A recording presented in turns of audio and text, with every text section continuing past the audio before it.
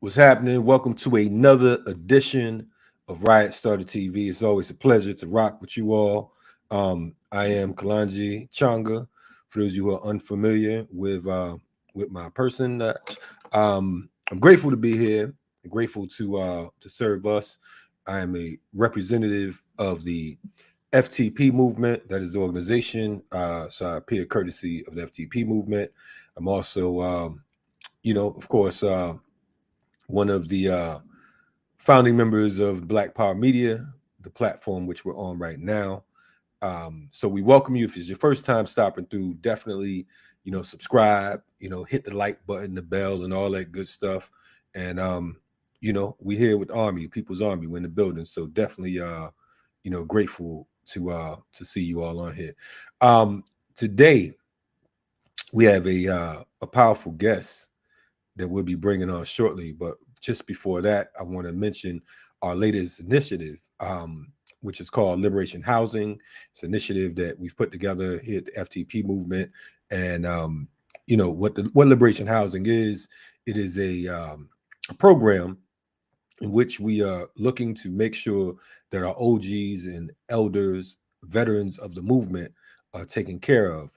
So we're looking to put together housing, because so often we salute our political prisoners and we talk about our elders and our OGs, and we don't look back. We don't see what's going on with them, so on and so forth. I have several OGs right now who are ill and terminally ill and suffering from different situations when it comes to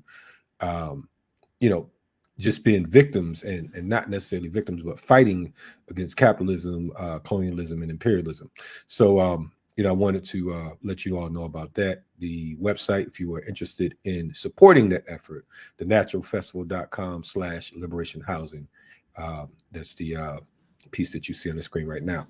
Okay, so today, 57 years ago, this week, we lost one of our most revered freedom fighters.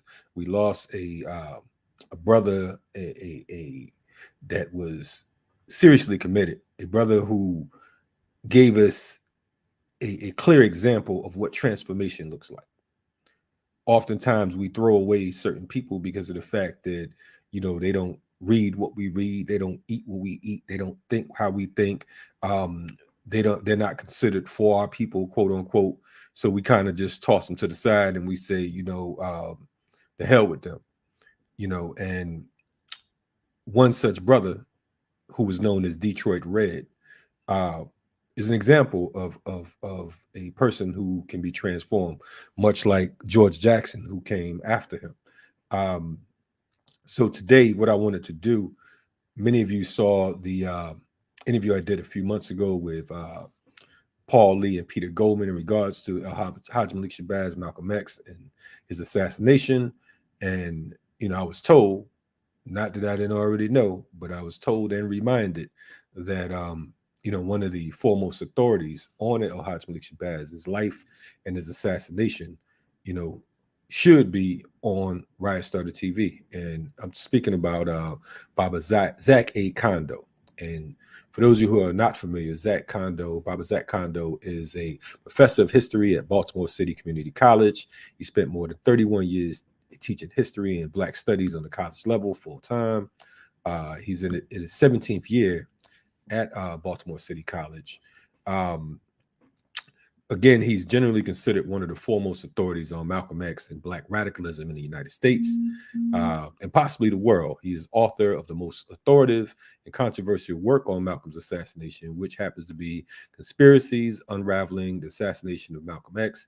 And he served as a consultant on several films on Malcolm, including Spike Lee's motion picture and Malcolm X Black Sides documentary, Malcolm X Making It Plain, Brother Minister, the assassination of Malcolm X, and recently he was featured in the Netflix documentary Who Killed Malcolm X. So we're going to talk about a number of those things, but I want to welcome today to our platform Baba Zach Kondo. What's happening, Baba? How you feeling? Doing well. How you doing, Baba? Hey man, I'm feeling like $1 million now. I'm on screen with you. I feel like I'm moving up in the world. You know? Well, I'm honored. I'm honored to be here. It's one of my great privileges. Yes, sir. Yes, sir. I read a small portion of your bio. So if you don't mind, I would like you to give us an extended version and why you chose to pursue the life of El Hajj Malik Shabazz, Malcolm X. I mean, what got you into that, and made you so passionate to get involved in that those studies? Right. Well, what I would suggest is that, it was probably by default more than anything else. When I was in the 7th grade, I was bused. I'm from Newport News, Virginia. That's the Hampton Roads Peninsula area, southeast, Virginia. And my 7th grade year, we were bused to what had been an all-white school. And so it was just us, one bus. And we were all from this African, I grew up in a damn near an all-African neighborhood. We could count on one hand how many non-Africans.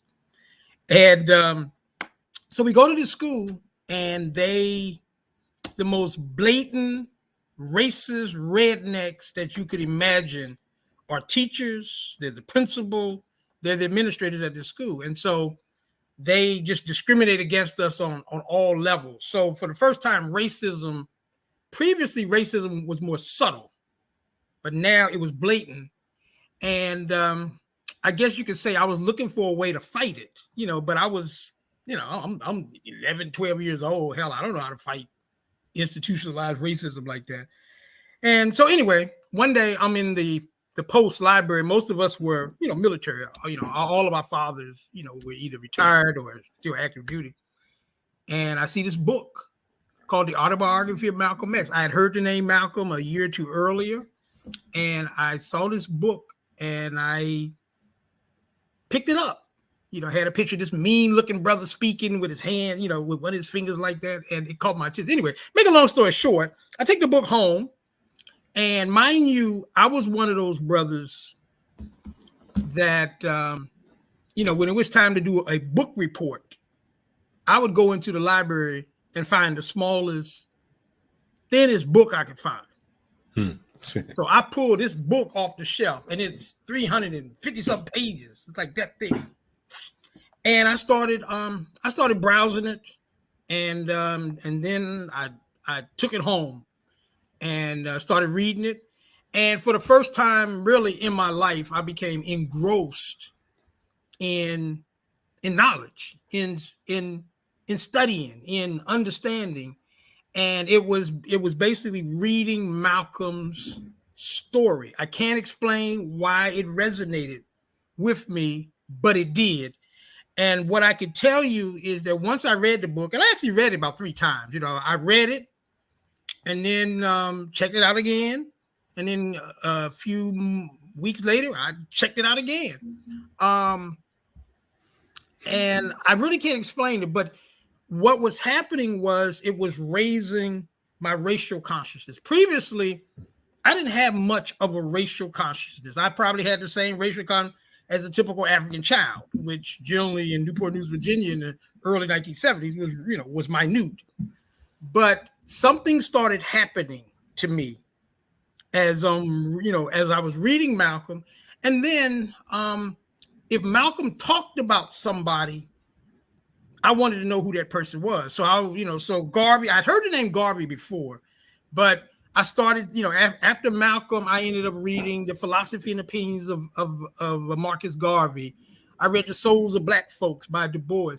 I read Up from Slavery by Booker T. Washington. I started reading, lots of books dealing with African people.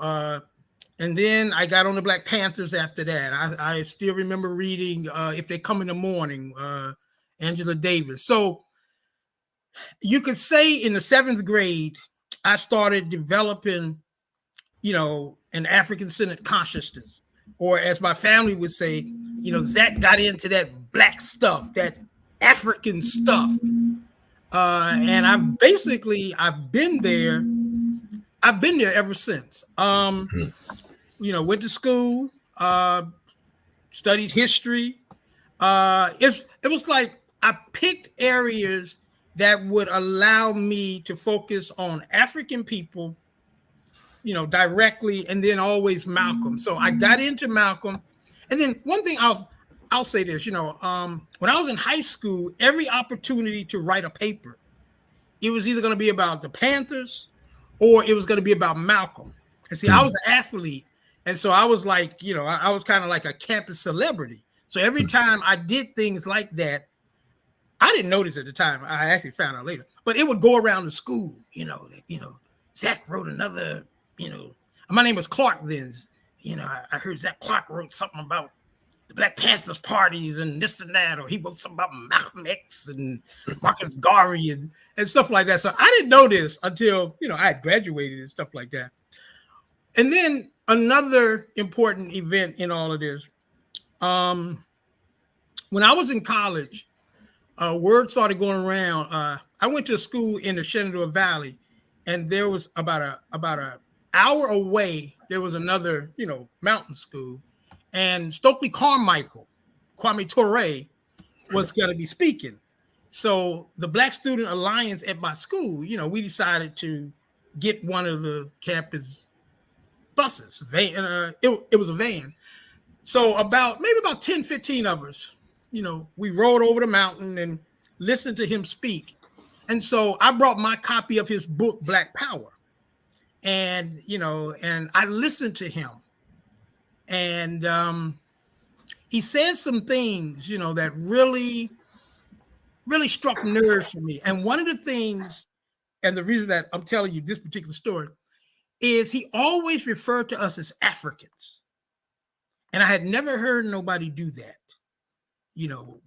because, when I think about Africans, I think about the continent and people on the continent.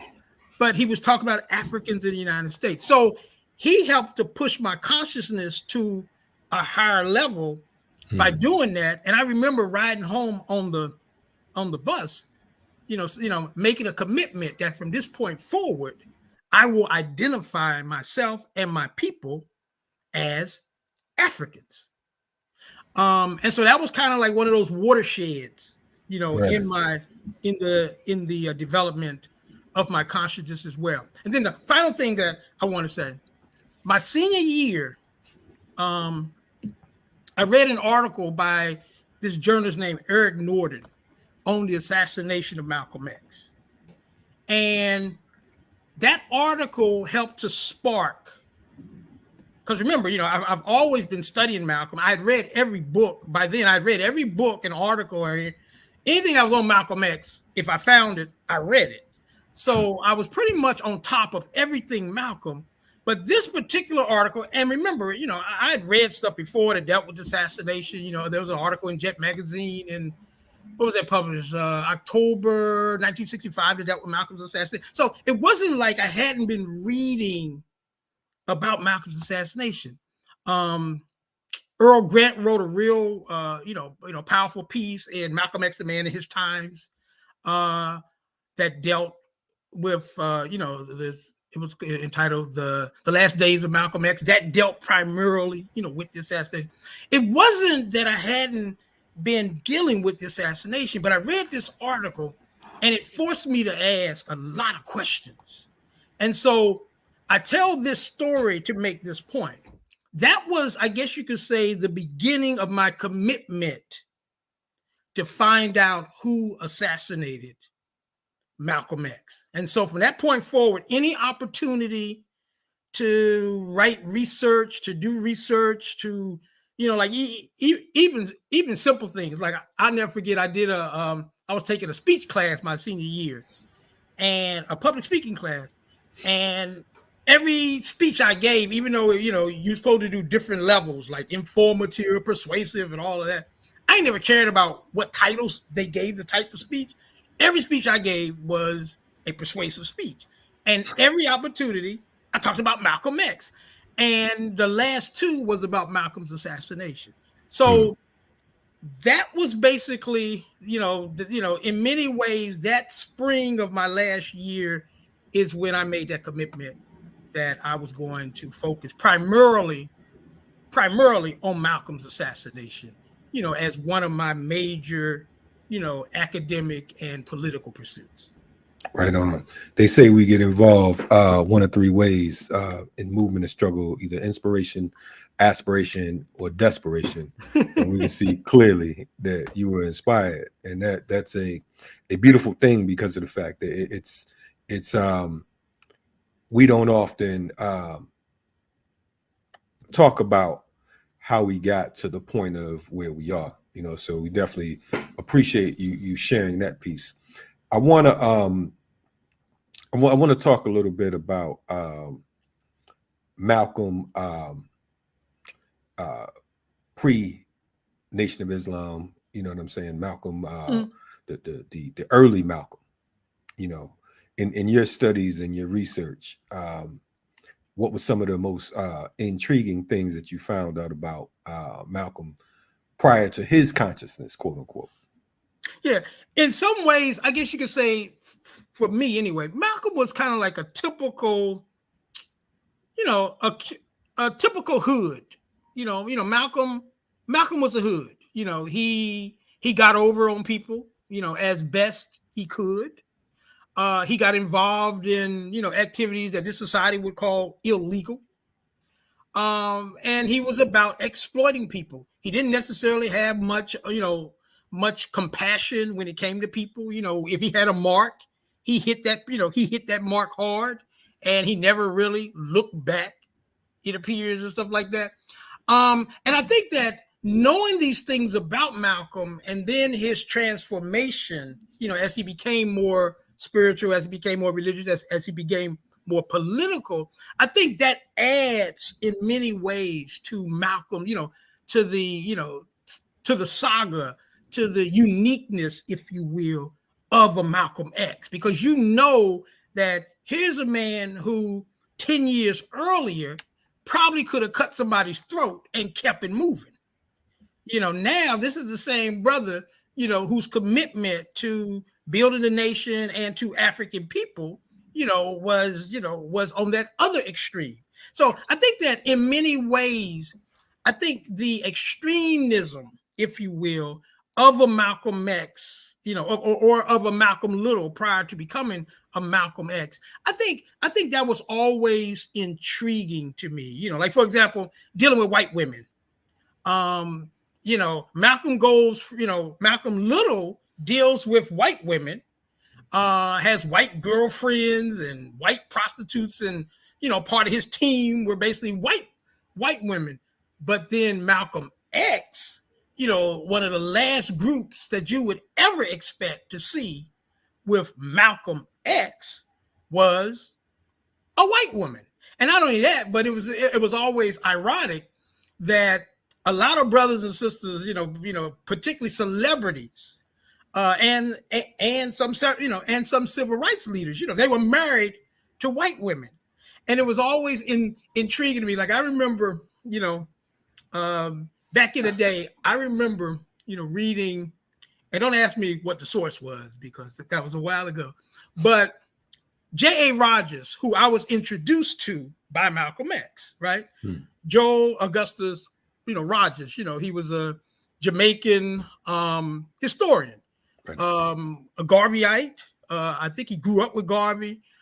Certainly, without question, in my mind, one of our greatest historians, because very few people did the research, during his lifetime that J.A. Rogers did, to uncover, the history of the Negro, as he referred to us before he died in the mid 1960s. But anyway,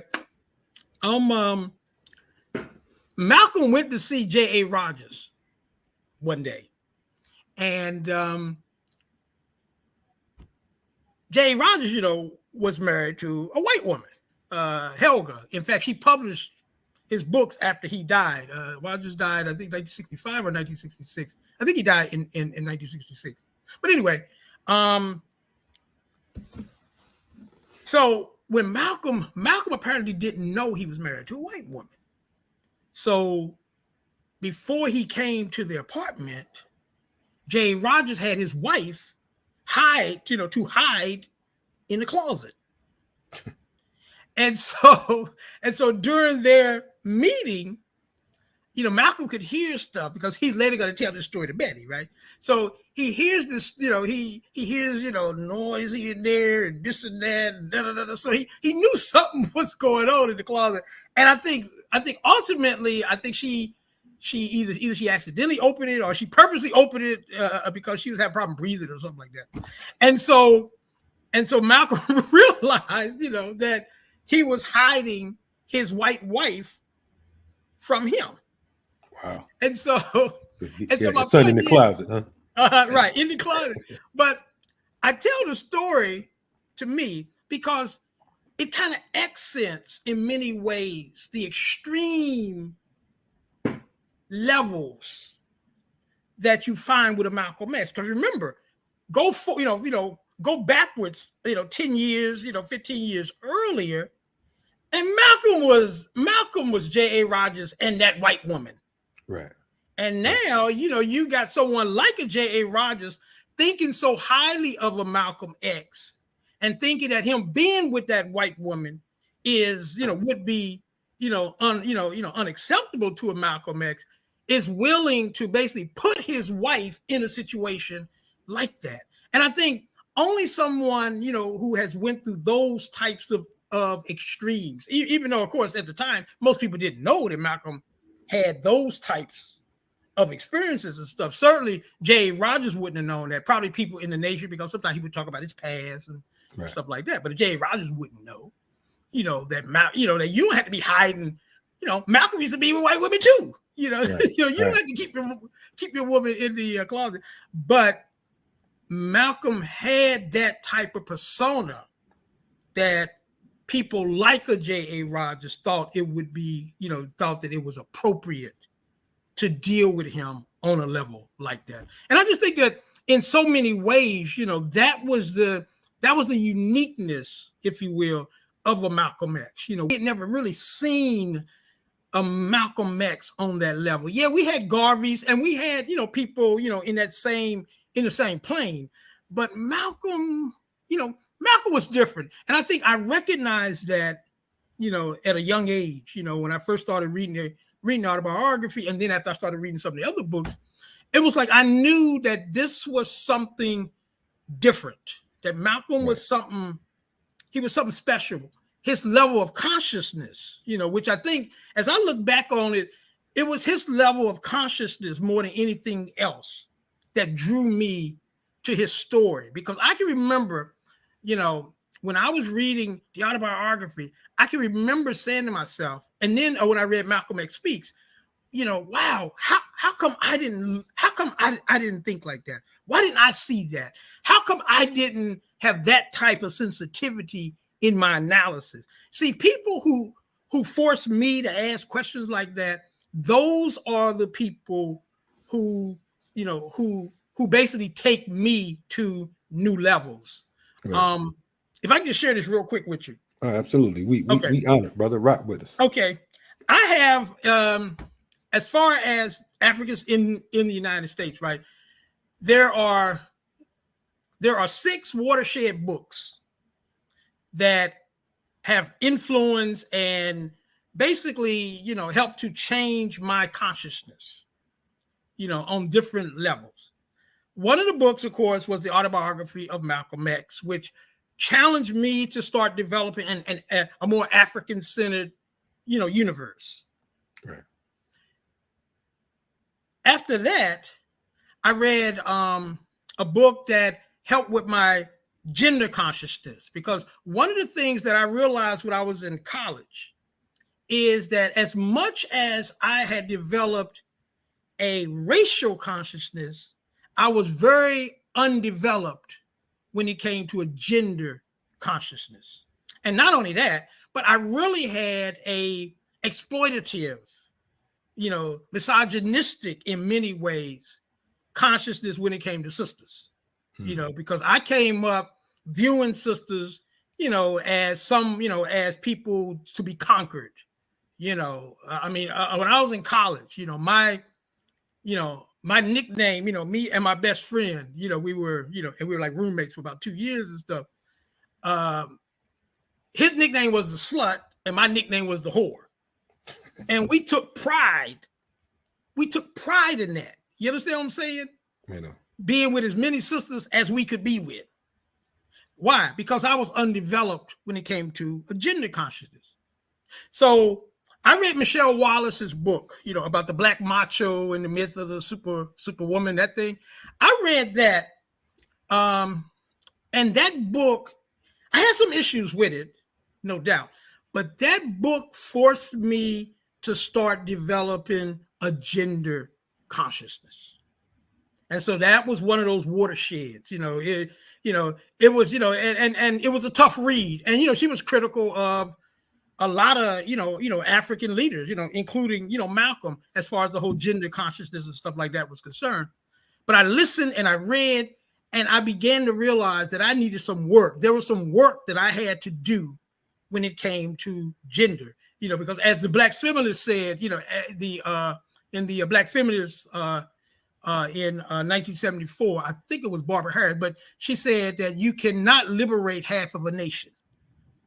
So it's like we as African men, we can't talk about liberating our people, if we're putting the emphasis on liberating the African man. So all of this stuff resonated with me. And like the autobiography of Malcolm X, forced me to a greater consciousness. The next important watershed for me, I read Hakeem Adabudi's Enemies, The Clash of Races. That came out in 1978. Very important book. And particularly for someone like me where I was, because what he basically, he focused on, on developing, African thought to a level that I'd never really thought about before. And like it was with Malcolm, like it was with Michelle Wallace, it's like forced me to ask the question, damn, why didn't I think of that? How did I miss that? Dang, oh man, so anyway, very important. And then another book that he wrote, From Planet to Planet, also had a similar impact, even though I don't count that as one of my, Then after that, I read Toni Morrison's book, Song of Solomon. Now, let me say for the record, I seldom had time for novels, because to me, if I got to choose between reading something that deals with something historic, something that deals with our struggle, something that deals with race or something like that over a novel, I ain't going to read no damn novel. Right. But one summer, people had recommended it. I read Song of Solomon by Toni Morrison. And this book was important for other reasons too, because what it did was she reminded me that struggle needed every type of weapon that we could provide it.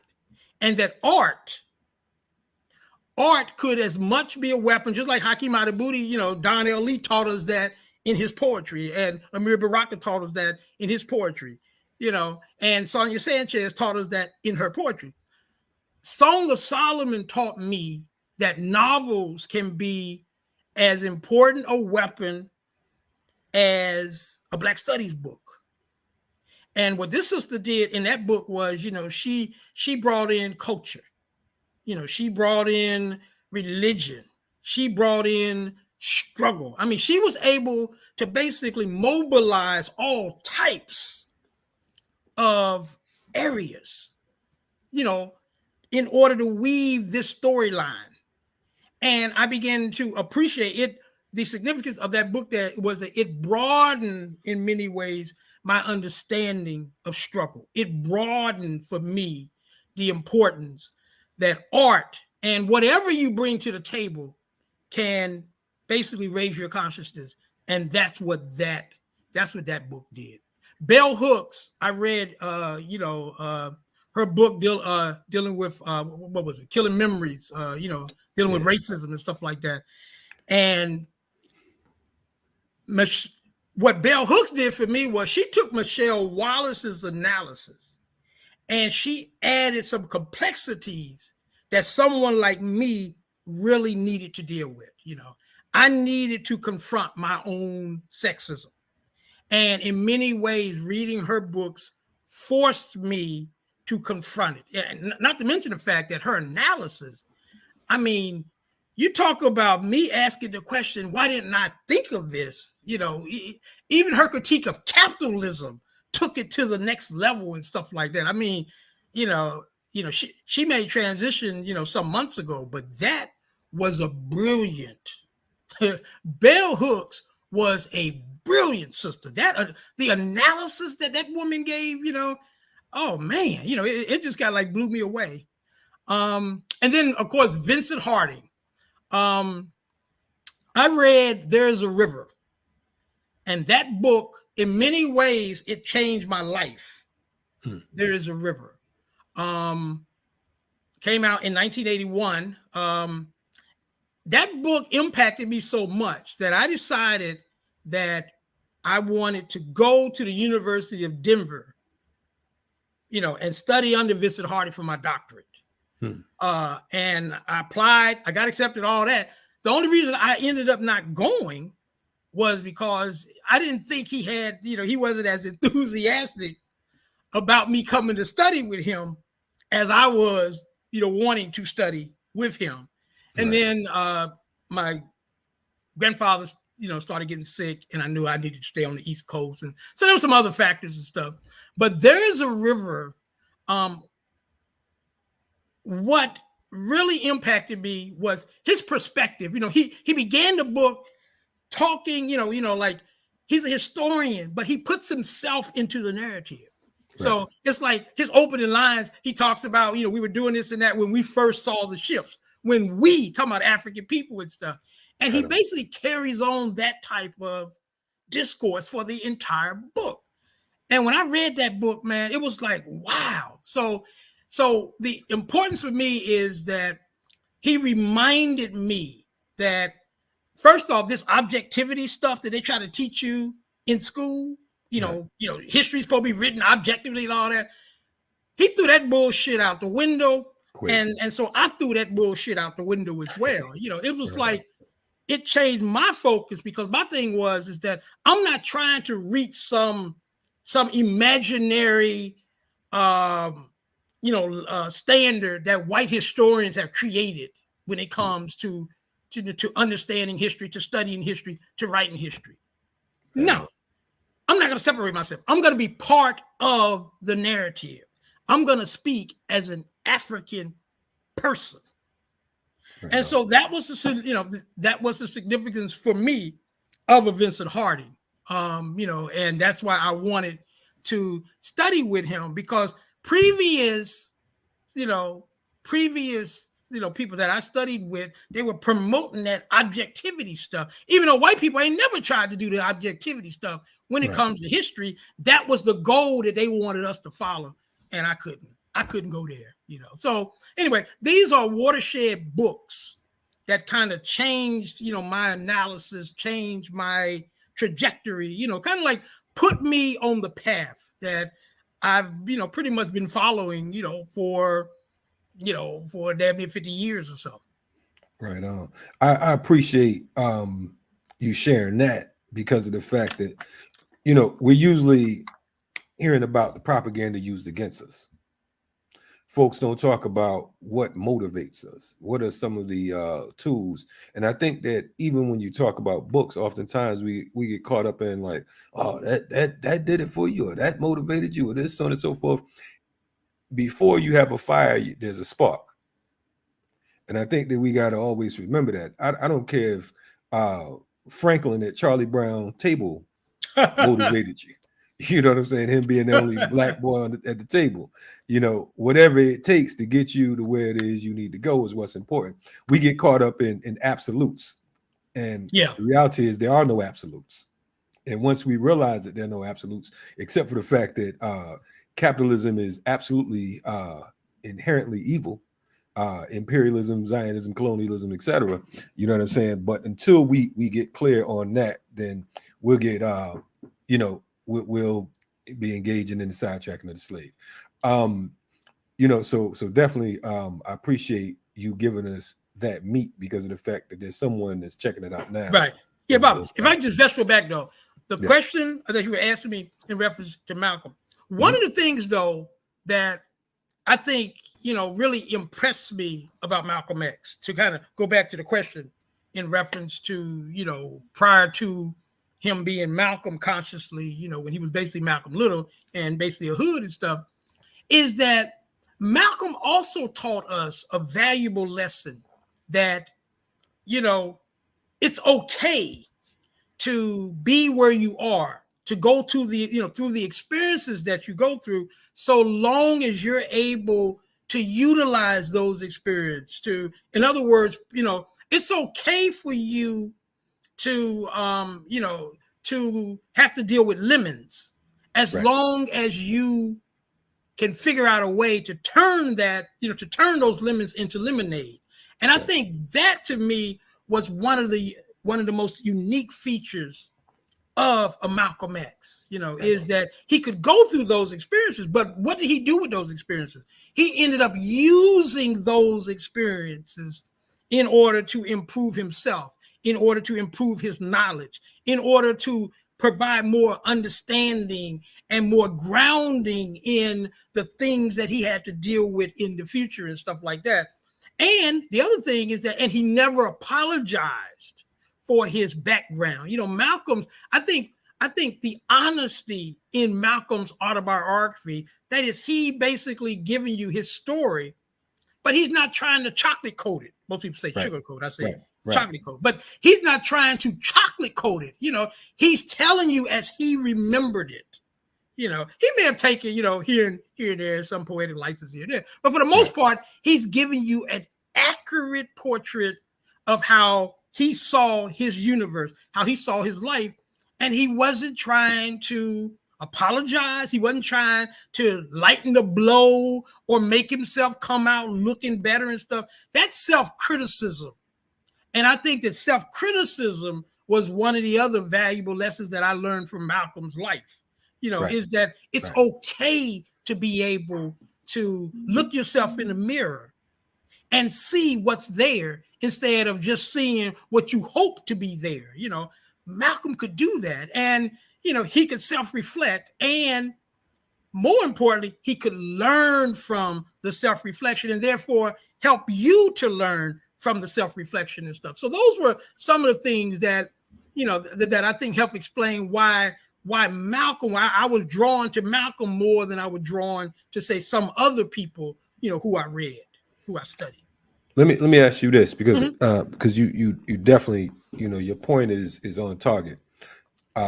Because so many of us, you know, Malcolm has been like, you know, to many of us, we have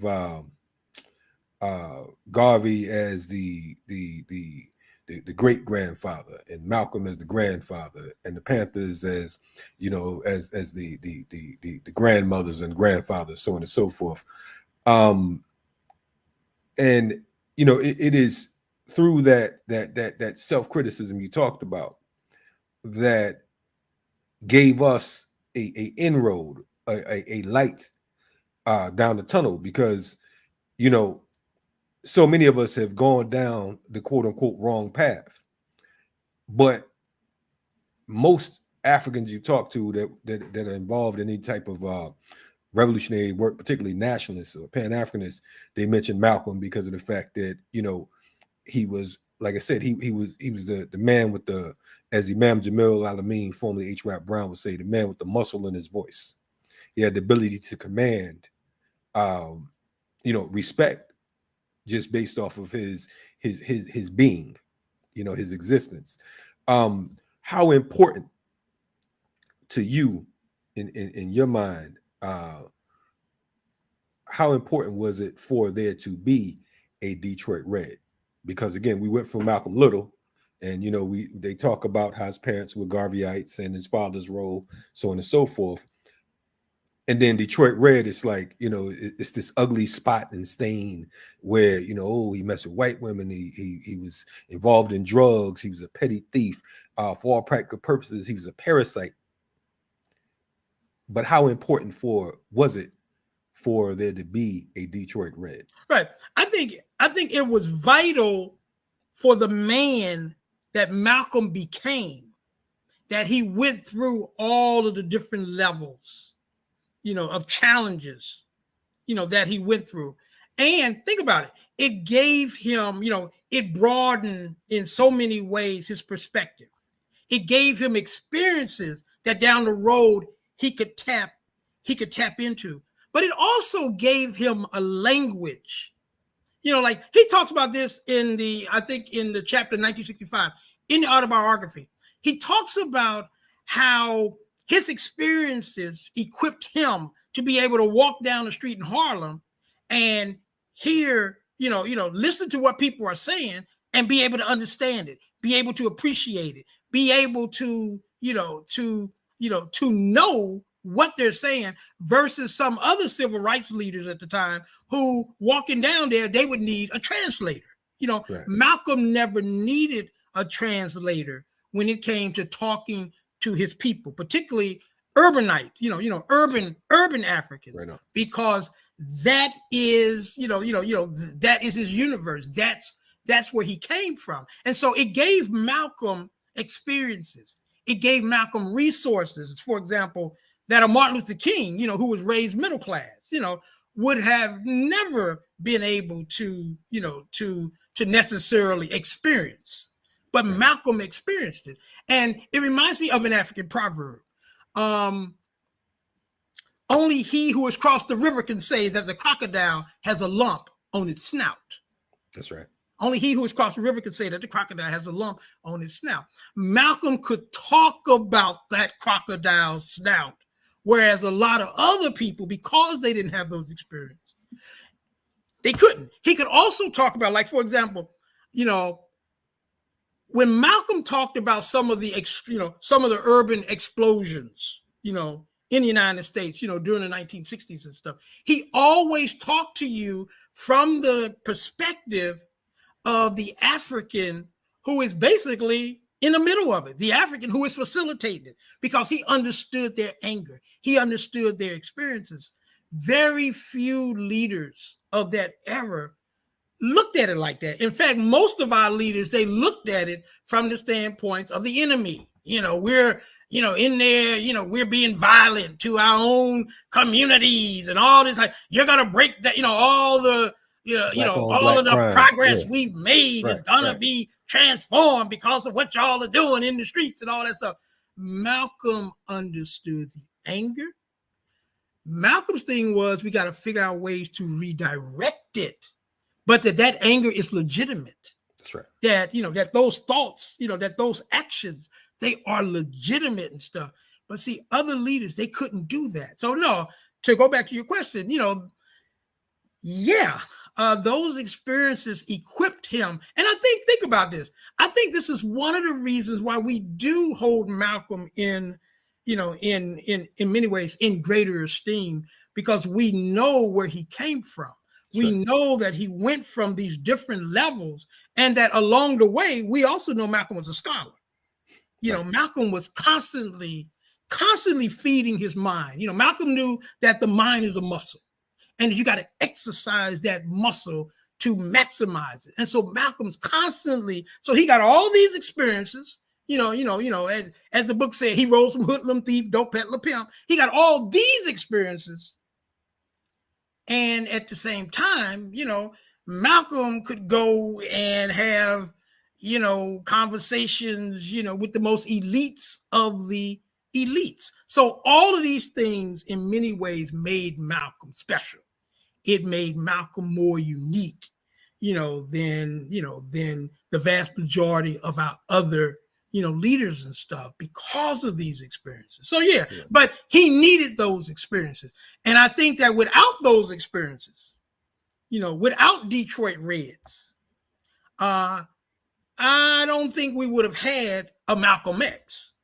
We needed those experiences for there to be a Malcolm X. That's right. And I love the fact that you're pointing out basically that not only did Malcolm have his finger on the pulse of the streets, because so many of our quote unquote activists and freedom fighters now to this very day, they don't have their finger on the pulse of the streets. They don't know what's going on in the community. They don't go to the hood. They never been to the hood, so on and so forth, but are quick to come up with town hall meetings and do all these different virtual meetings about what should happen and what the people in the community need, so on and so forth. And they don't really touch down in the hood. They go to the safest of spots. One thing about Detroit Red, he before even becoming Malcolm, he had and even after becoming Malcolm, he had what we call a hood pass. Many of us can go anywhere around the world, right? By ourselves, and we good. Not because of the fact that you tough, not because you look in no certain way, but your spirit and your energy lets people know and reminds them that you belong wherever you are. You know what I'm saying? And that was a powerful attribute with Malcolm. But I want to talk about the death of Detroit Red and the resurrection of Malcolm. Because when we talk about Malcolm, I think that most people forget that he was Detroit Red longer than he was Malcolm. He was Malcolm Little and Detroit Red longer than he was Malcolm. You're talking about he joined the Nation of Islam or was introduced to the Nation of Islam when he's in prison. What was that, like 54, 56? Was that? No, earlier than that. Earlier than that? Okay. Let me see. He was probably around 51-ish. 51. Okay. So he's assassinated in 65. Mm-hmm. So for all practical purposes, we're talking about 14 years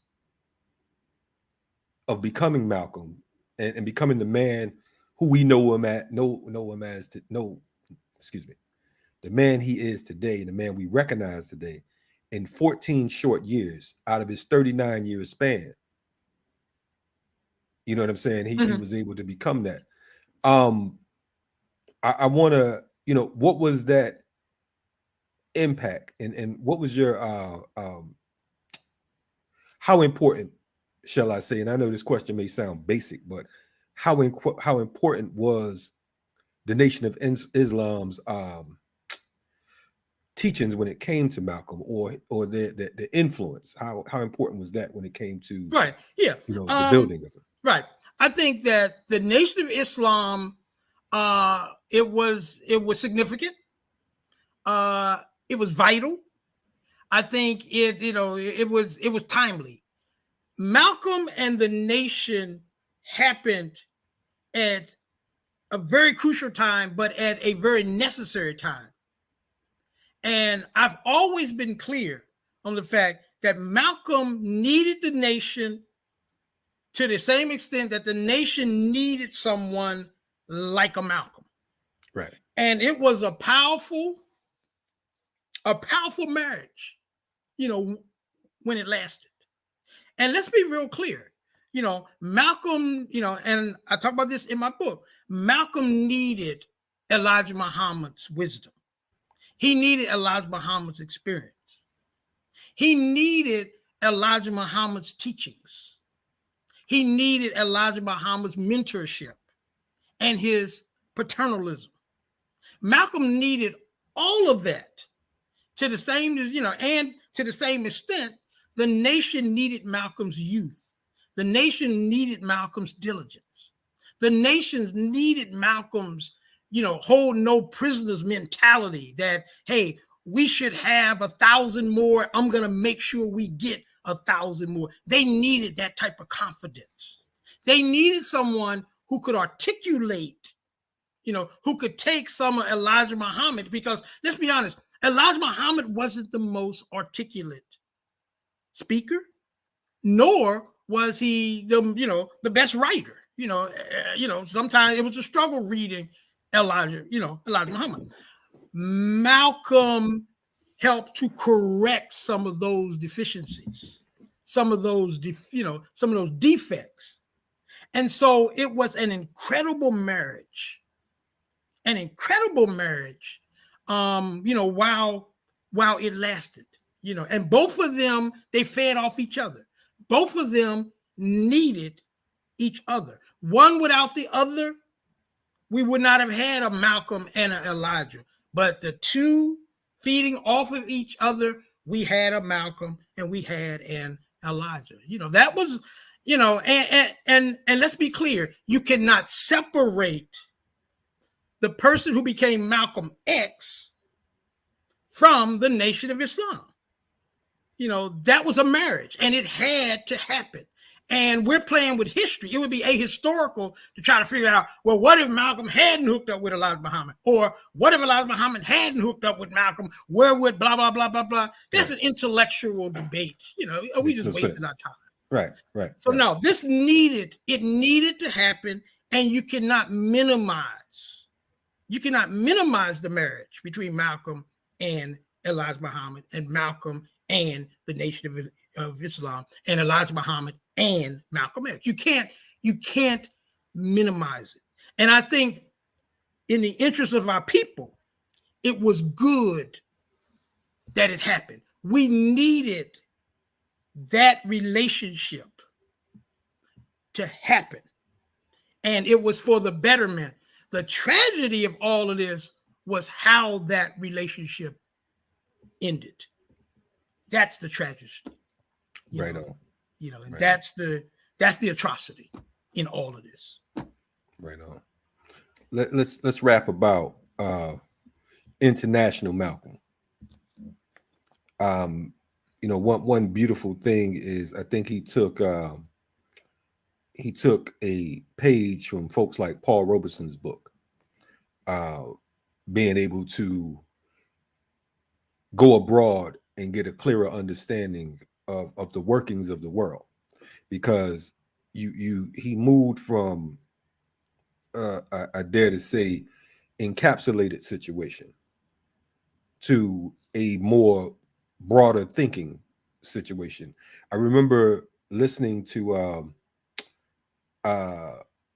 some audio about when he was talking about how he would listen to how he got his speaking style, his speaking pattern from Paul Robeson. He talked about how he would sit in a cell for hours and listen to Paul Robeson, and he to a degree mimic his speaking style.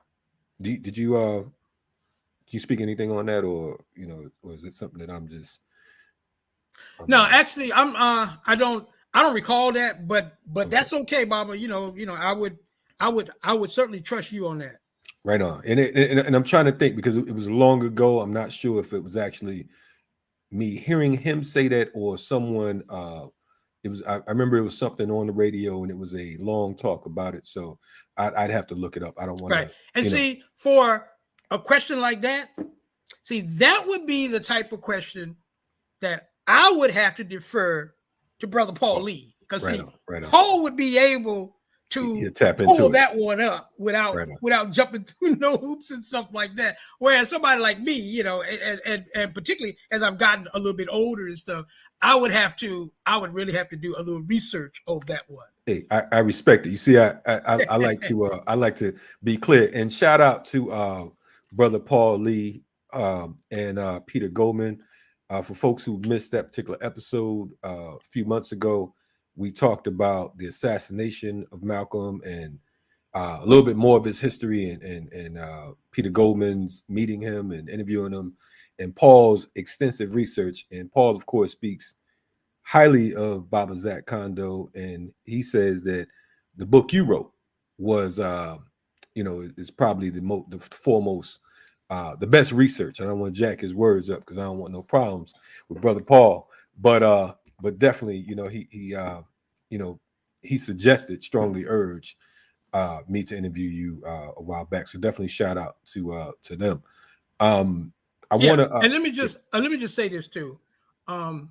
Just in case Paul is listening too, yes, that as I shared with you, Paul Lee is the most meticulous, the most skilled scholar and researcher that I've had the pleasure, and I've hooked up with a lot of our scholars and researchers that I've ever had the pleasure right, of working with. And he made me a more meticulous, a more sensitive, a more detailed oriented scholar, when I was working on my Malcolm X book, because he would willingly, share information, and we were exchanging documents and FBI in particular and stuff like that. So it was a great collaboration when I was working on the Malcolm X assassination, and he made it a much better book because he forced me to be more sensitive, in my research. So I just wanted to just say that publicly. right on. No, and I appreciate you saying that because of the fact that just to get Paul Lee and Peter on the screen together or separately was, man, it was like looking for the tooth fairy, so definitely, he's, I've learned a lot from him in our short time communicating and just the emails, so on and so forth. But Yeah. yeah, so definitely. And you know what? Let me say this too about Peter Goldman. I'm critical of Peter Goldman in my Malcolm X book, which I'm in the process, by the way, of revising, and hopefully it'll be ready by this summer. I've been adding some stuff, and it's, trying to be meticulous, like my brother, Paul be insistent and stuff. Man, that shit takes a lot of time. So let me just say that for the record. But I quoted Peter Goldman more than anybody else in my book, but it wasn't all critical quotes. Like for example, when Peter talked about the impact that Mecca had on Malcolm X, I always thought, I quoted that in my book because I thought that he penetrated it to the essence, because basically he said that, that basically Malcolm buried the devil in Mecca, and that white people henceforth simply became no longer the devil, they simply became the enemy. I mean, that is a very perceptive assessment and a penetrating assessment of Malcolm's, of the impact of Mecca. And so I also quoted, Peter on those levels too. So I'm saying that to say that, I appreciate the research of, Peter, even though we came from two different perspectives. He came from the perspective of a white liberal, Right. when he wrote his first, few editions, and I came from the perspective, of a black nationalist, of a Pan-Africanist, of what Hakeem Adabuti calls a liberated intellectual. So we were definitely gonna, bump heads, and Right. and he came from perspective then of really, thinking that the system worked, that these white detectives and these white cops and the FBI, when they interviewed him, that they would be on the level and stuff. Whereas I'm coming from the standpoint that they're lying their asses off, and you can't trust none of them. Right. So those are just some of the simplistic differences and stuff. Right on. No, and I'm glad that you said that too, because folks, when you say the white man's the devil, right? I tell folks all the time, man. I don't think that the white man's the devil, because I don't think that the devil got anything on the white man. The devil's overrated and the white man's underrated. So I don't think, I don't. So I can agree with you on that. So we can all get together on that one. On the international level, how important was that, those travels? Because again, we talk about these stages and these levels, and I'm asking these questions because some folks think they know, And so I want to go to folks who, I want to tap into yours and what's your thoughts based on your research, and what was the most intriguing thing that you found about his traveling during your research? Okay. Well, first off, I think that Malcolm's travels, were quite significant, even though maybe not in the way that most people, particularly those who are limited to the autobiography, think. Like for example, this notion that Malcolm goes to Mecca in April 1964 and he realizes that white people can come, that Muslims of all this and all that. It's like people forget that in July 1959, Malcolm went to Mecca. Now, he didn't make Hajj, but he went to Mecca. There was very little that Malcolm hadn't seen in 1959. That he saw in 1964. So I don't necessarily buy into, too much of that, how shocked and, and the new world opened up and all that. I think Malcolm was much more schooled than that. Malcolm was much more experienced and seasoned to know that white people could go in to Mecca, and that he didn't need to go in 1964 to basically, figure that out. Right. But to me, what I always found most significant about Malcolm's travels in 1964, was that it did open up a new world as far as Africa is concerned, as far as the Islamic world is concerned. It basically introduced Malcolm to the extent that he had experiences, particularly on the continent, that he had never had before. Right. And so I think that broadened Malcolm's scope. And particularly as he met with different leaders, particularly the African leaders on the political level. Because remember this, when, in my studies of Malcolm, my primary focus was on the political side of his travels, because those were the sides that are going to contribute to his assassination.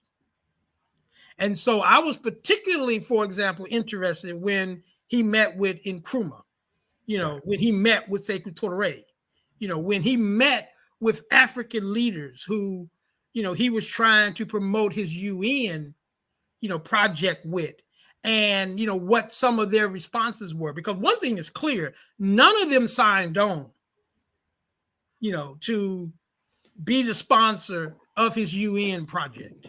Right. So obviously, even some of the African leaders who you thought would have been the most interested, maybe they considered it, maybe they pondered it, but certainly by the time of Malcolm's death, they had made no commitment to do that. And I think that there was, on that level, I think that there were some disappointments, if you will, on Malcolm's part, in that he looked to African leaders as basically having the back of Africans in the diaspora, and specifically Africans in the United States. And I think that the record seems to be clear that, he was disappointed, particularly when it came to people who he would talk about previously, as if they were, obviously they were on his pedestal. Like, for example, I think Kenyatta disappointed Malcolm, quite a bit. When he was there during his stay, I think as Malcolm began to see the role that he was letting, Brits play in his government, just different things like that. I think one of the significant things for a Malcolm X going to Africa in 1964 is that it opened up, if you will, it opened up his perspective to the degree that he began to get a more realistic portrait of the role that colonialism was still playing in Africa, even in those countries that he had the most hope in. Colonialism was still alive and well, or I guess it was neocolonialism, but it's alive and well. And I think that all of those things, forced Malcolm to take another take, on what is needed, if you will, to empower Africa, from the 60s from the 60s, 40s. I mean forward. So and so I think that was very important for Malcolm's education. Sure. And we always want and need our leaders, to continue their education. Right And obviously I'm not talking about that school. I'm not talking about school bullshit. I'm talking about education as far as life, as far as politics, as far as culture. We always want our leaders to grow. And I think, going, because remember, Malcolm was in Africa and Asia for 24 weeks in 1964. That's most of the year.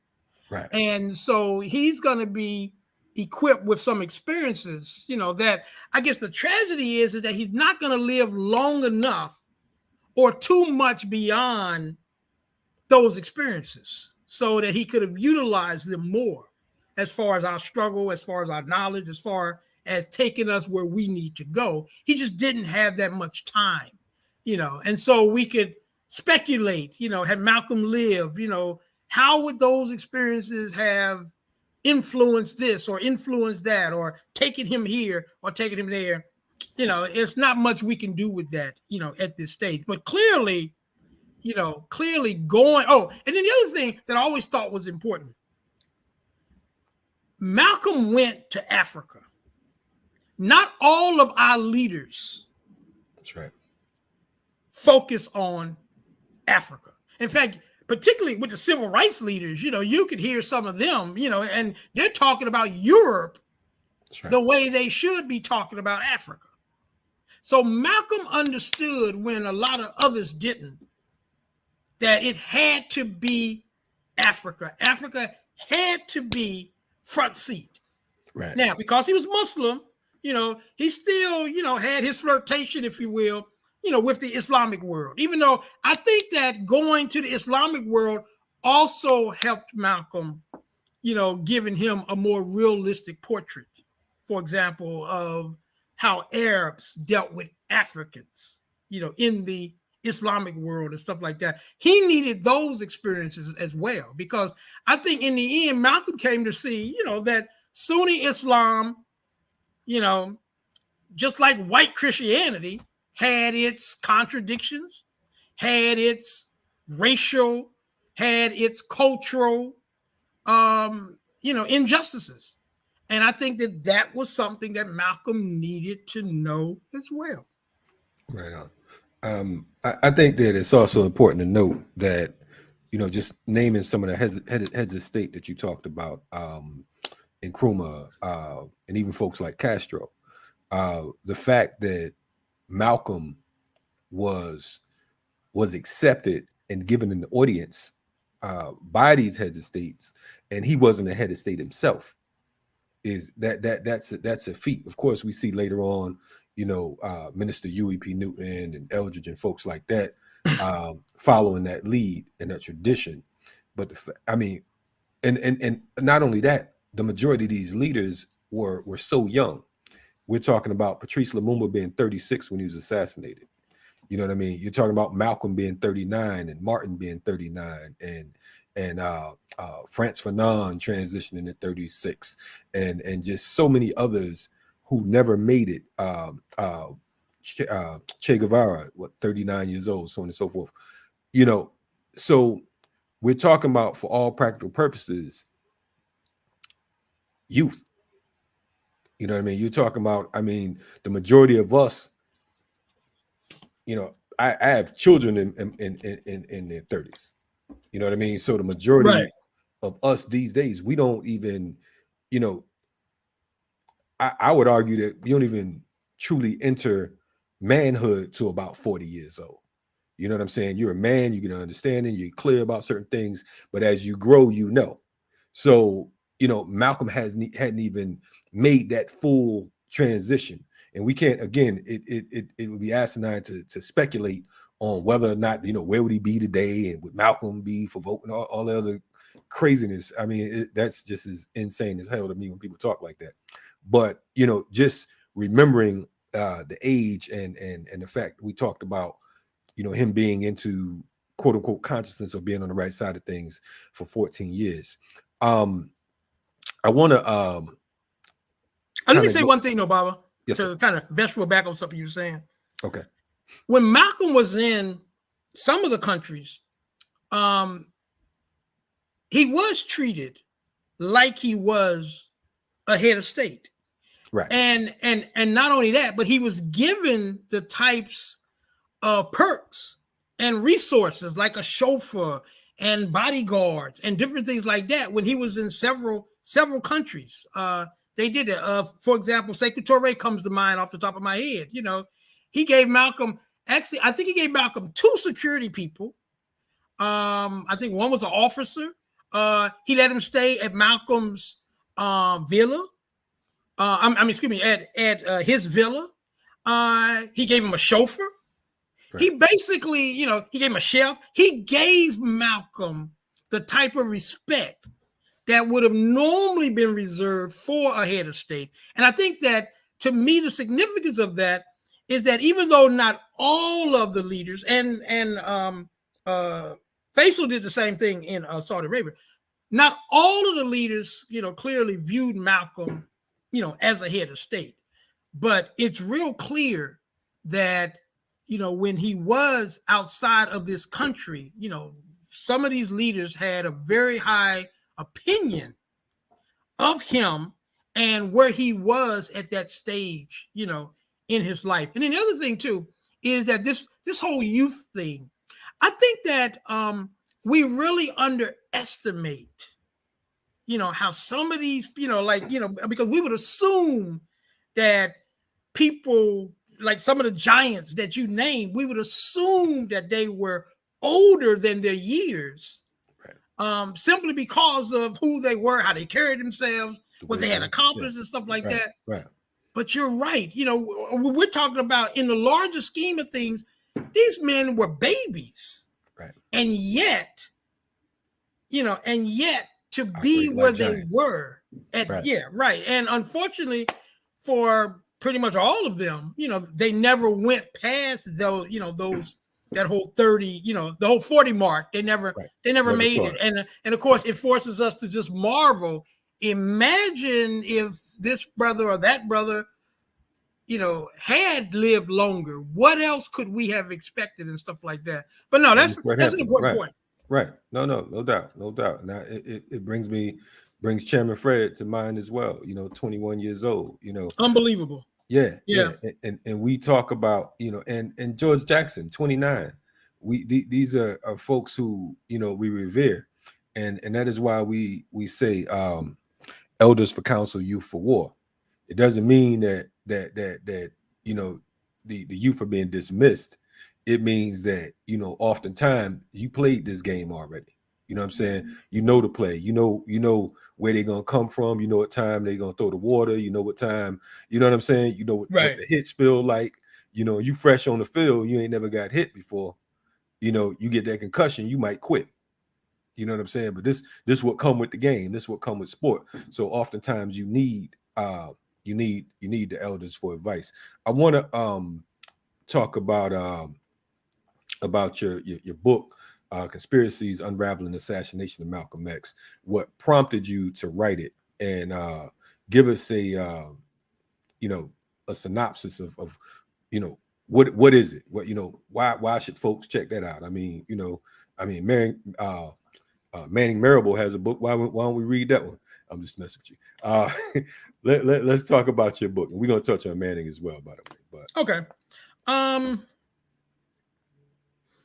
Now, correct me if I'm wrong. When we were talking about, when I read that the Norton article, was that when we were off the air or on the air?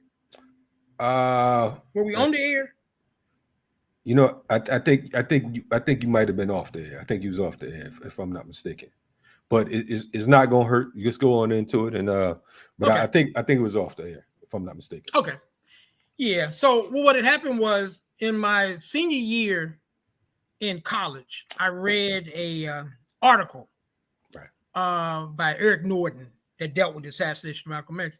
And it, you know, and remember, I had already, you know, read different things about Malcolm's assassination, but, you know, but reading this article, for some reason, something happened. and what it was, I have no idea. All I can tell you is after I read that article, I started thinking more seriously about figuring out, trying to resolve this question, because it was real clear that at that stage, we really didn't know who really killed Malcolm. Yeah, we had people in prison and all of that.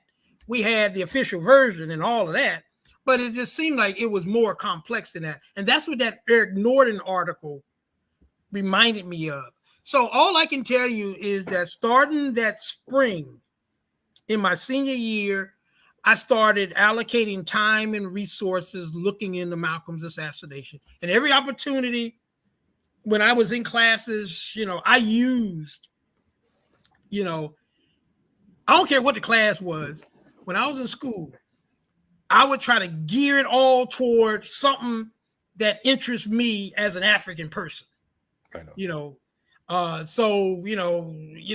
It might be a PE class to somebody, damn it, but I'm gonna figure out a way to weave in my history or African people or Malcolm or somebody into that class if I got a project to do.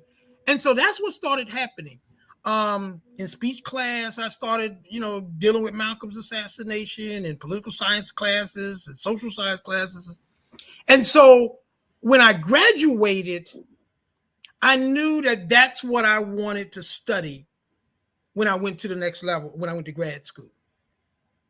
So when I went to grad school, and let me just share this because I don't know if I've ever even talked about this publicly, but a watershed for me. Okay, I was taking a class and I decided that I was going to write a seminar paper. It was a seminar history class, and I said I was going to do it on Malcolm's assassination. So I ended up writing this 36-page seminar paper on Malcolm's assassination, and I tapped quite a bit from Eric Norden and a few other, articles and books that I had been reading and stuff like that. And so I decided after that paper that I was going to use that paper would be the foundation for my thesis, that this is what I wanted to study for my major project, in my program. And so I went to a conference, me and two other brothers, we went to a conference. This was in 1983. It was the regional conference in Chicago for the National Council for Black Studies. And I went to this conference, and it was like a who's who of Black study pioneers, of serious scholars and stuff. And I got an opportunity to meet a lot of them. And what ended up happening was when I would talk to people, I would tell them that I'm writing, a thesis on Malcolm's assassination. And I remember talking to some people, and I had there was an instance where there was a line of about 2 or 3 brothers, and these are serious brothers, waiting to talk to me so that they can give me some type of direction, because they knew through this person or that person or overheard this or that I was doing this thing on Malcolm X. And I'm talking about people who I had a notebook and I was constantly writing down stuff. They were giving me people to talk to, like people that I remember.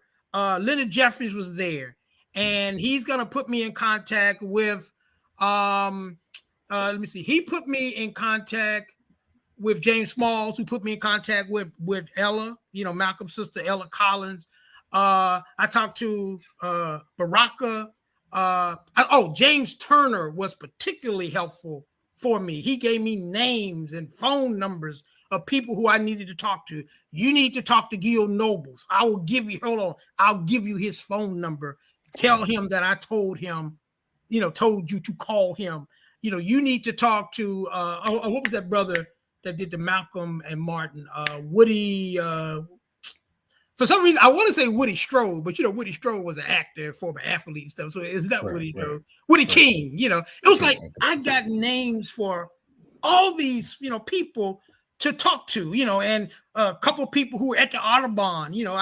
I got names from these other, from these older seasoned scholars and stuff, because their thing was we want to make sure that we give you good direction. It was like they mentored me in the beginnings, by giving me, by kind of opening it up and giving me direction and stuff and saying, use my name. When you contact them, feel free to say, I gave them the number to call you and stuff like that. So anyway, that was a very important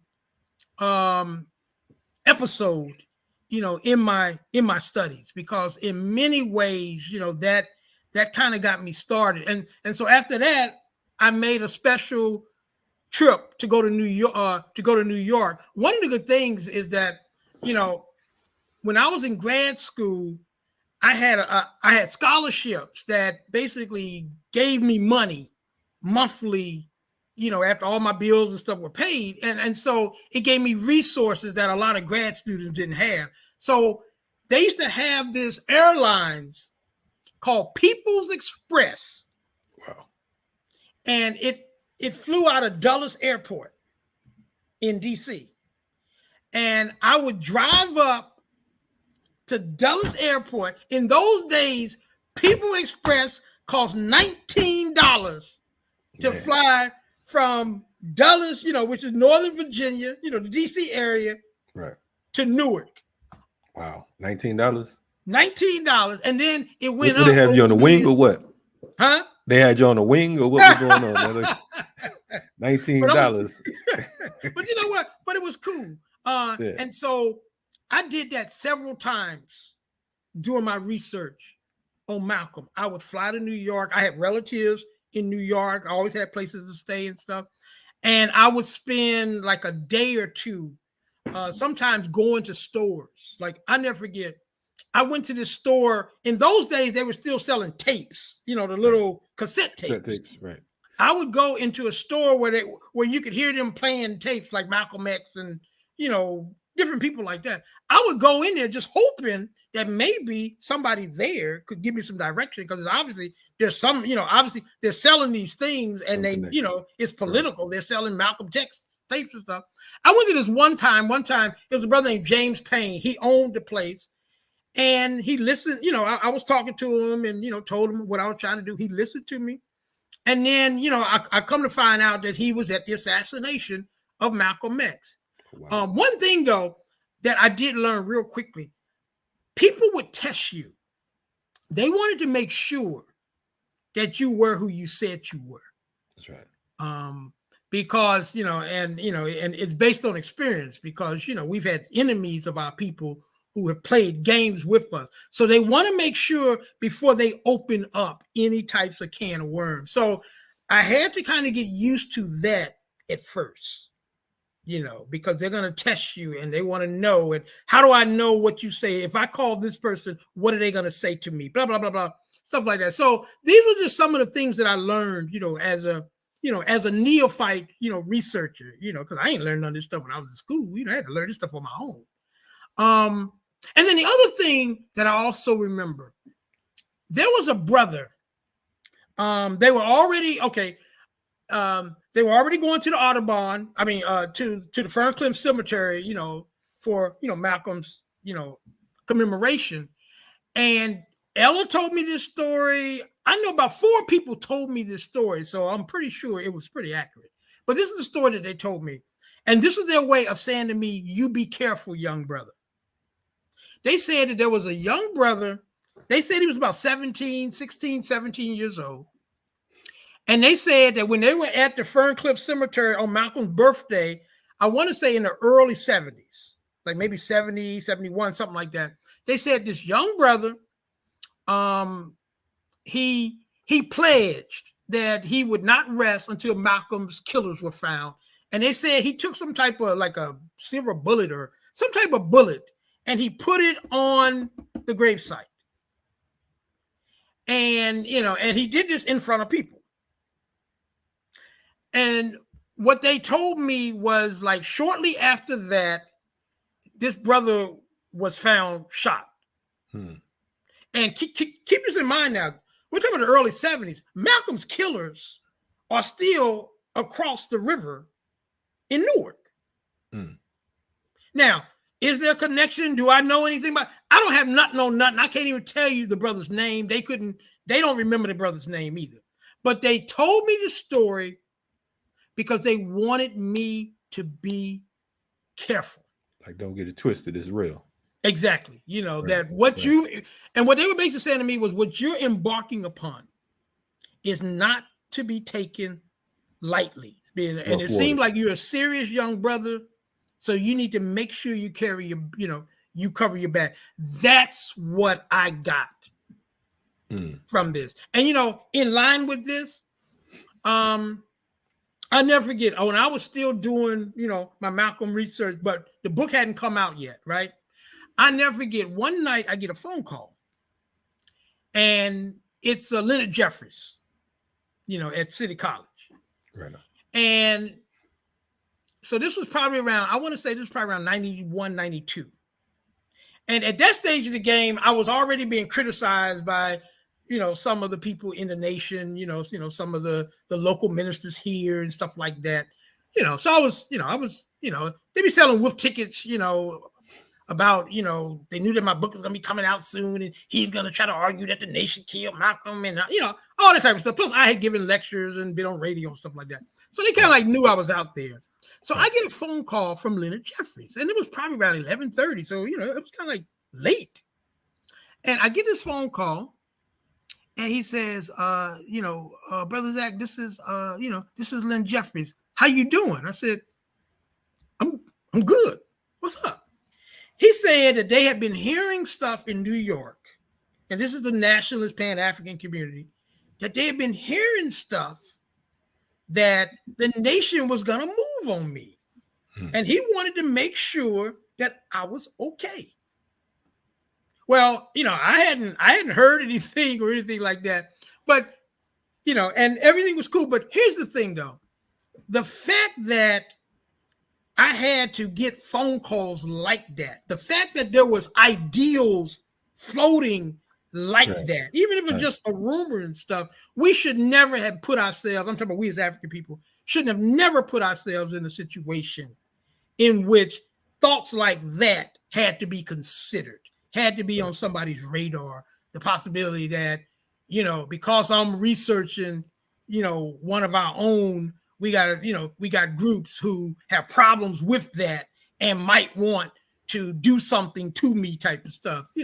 That's the ultimate contradiction in this whole Malcolm thing is that we, have groups that go after our own, but not necessarily the enemy. That contradiction, it still bothers me, that contradiction. Oh yeah, definitely.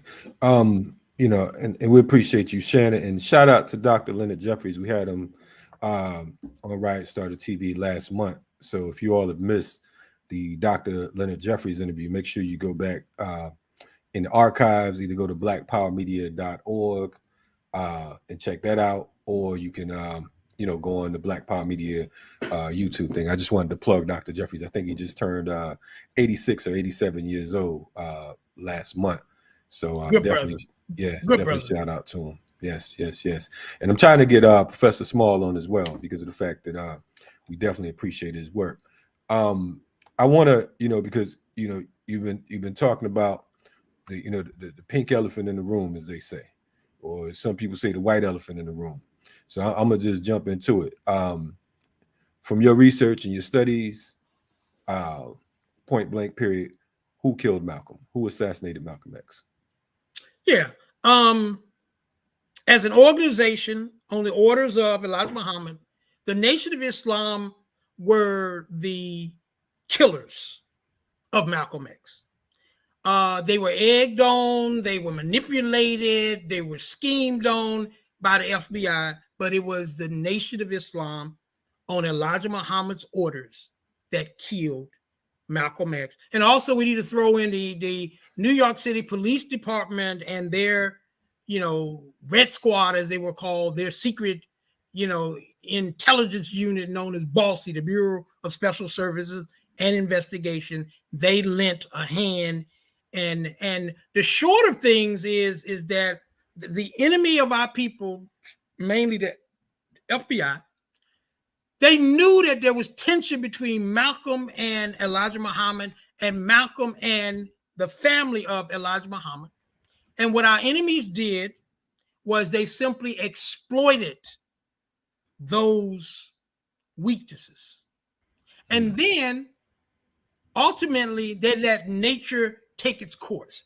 They exploited it as much as they needed to, and then the nation picked up basically, picked up the reins from that point forward, and then did what they ultimately did. And let me say this, Les Payne. Now, when I did my book in 1993, my hope was, there was still some people that I really had wanted to talk to who could shed some light on Malcolm's assassination. So my hope was, after I published my book, was that some other people, with the energy and with the commitment, with the commitment of a Zach Kondo and a Paul Lee, that they would then step in and kind of like take it to the next level, find some people who wanted to talk, maybe some of the old guard, they're dying, they're sick, they're willing to talk. And we didn't really see that up until a few years ago when Les Payne's book came out. Les Payne was able to do what I was not able to do. He found a couple insiders who were willing to talk. And three in particular. Two of them were people who periodically have said things over the years, but never to the extent that they told Les Payne. And we need to put it in context. When they talked to Les Payne, they were dying. Who am I talking about? I'm talking about Joseph Shaw, who we knew as Captain Joseph Gavitt. And I'm talking about, Jeremiah Shabazz, who we knew as Jeremiah Pugh. Pugh had been he was the minister of the Atlanta Mosque, where y'all are, and then he became Mosque number 12, the Philadelphia Mosque, which is the probably the most gangster of all of, Newark and Philly were the most gangster of all of the NOI mosque. Wow. And so basically both of them talked to Payne. And then he also had a person who was part of the Goon Squad that was the group that ultimately had the responsibility of killing Malcolm. Roughly, it was a group of around 20 men, and the assassins came out of that crew. Mm-hmm. They were all FOI Newark, Mosque number 25. So Payne was able to talk to both Pugh and Captain Joseph when they were on their deathbeds. They had both been protecting protecting Elijah for the most part for the last, up until that time, let me see, Jeremiah died in 1998. Captain Joseph died in 1993. So up until those times, both of them were basically covering Elijah back. They might say, hey, look, the nation, participated, but they would always keep the distance from Elijah Muhammad. Well, on their deathbeds, neither one of them were basically saying that. They were basically saying that the orders came from Chicago. The orders came from Chicago. Joseph even, even though I think he had admitted this on the interview that he did with Spike too, that members of his squad bombed Malcolm's house the week before he was killed. Wow. But then when he's on his deathbed, he tells Les Payne, and I think, I respect Les Payne. I don't, he ain't making this stuff up. And basically, Joseph came clean, and he admitted that the nation not only bombed his house, but that they killed Malcolm. And Pugh basically did the same thing. Pugh also explained how Farrakhan ended up at Newark on the day of the assassination. And I think that that's the story, that you can basically bank on that. He basically said that, because everybody knows, well, if you don't know, Farrakhan spoke at Newark that afternoon, pretty much about the same time that Malcolm was being killed. Wow. Oh no. It was later. Let me see. Malcolm was killed around 3. He hadn't spoken that. He spoke that evening. But here's the thing.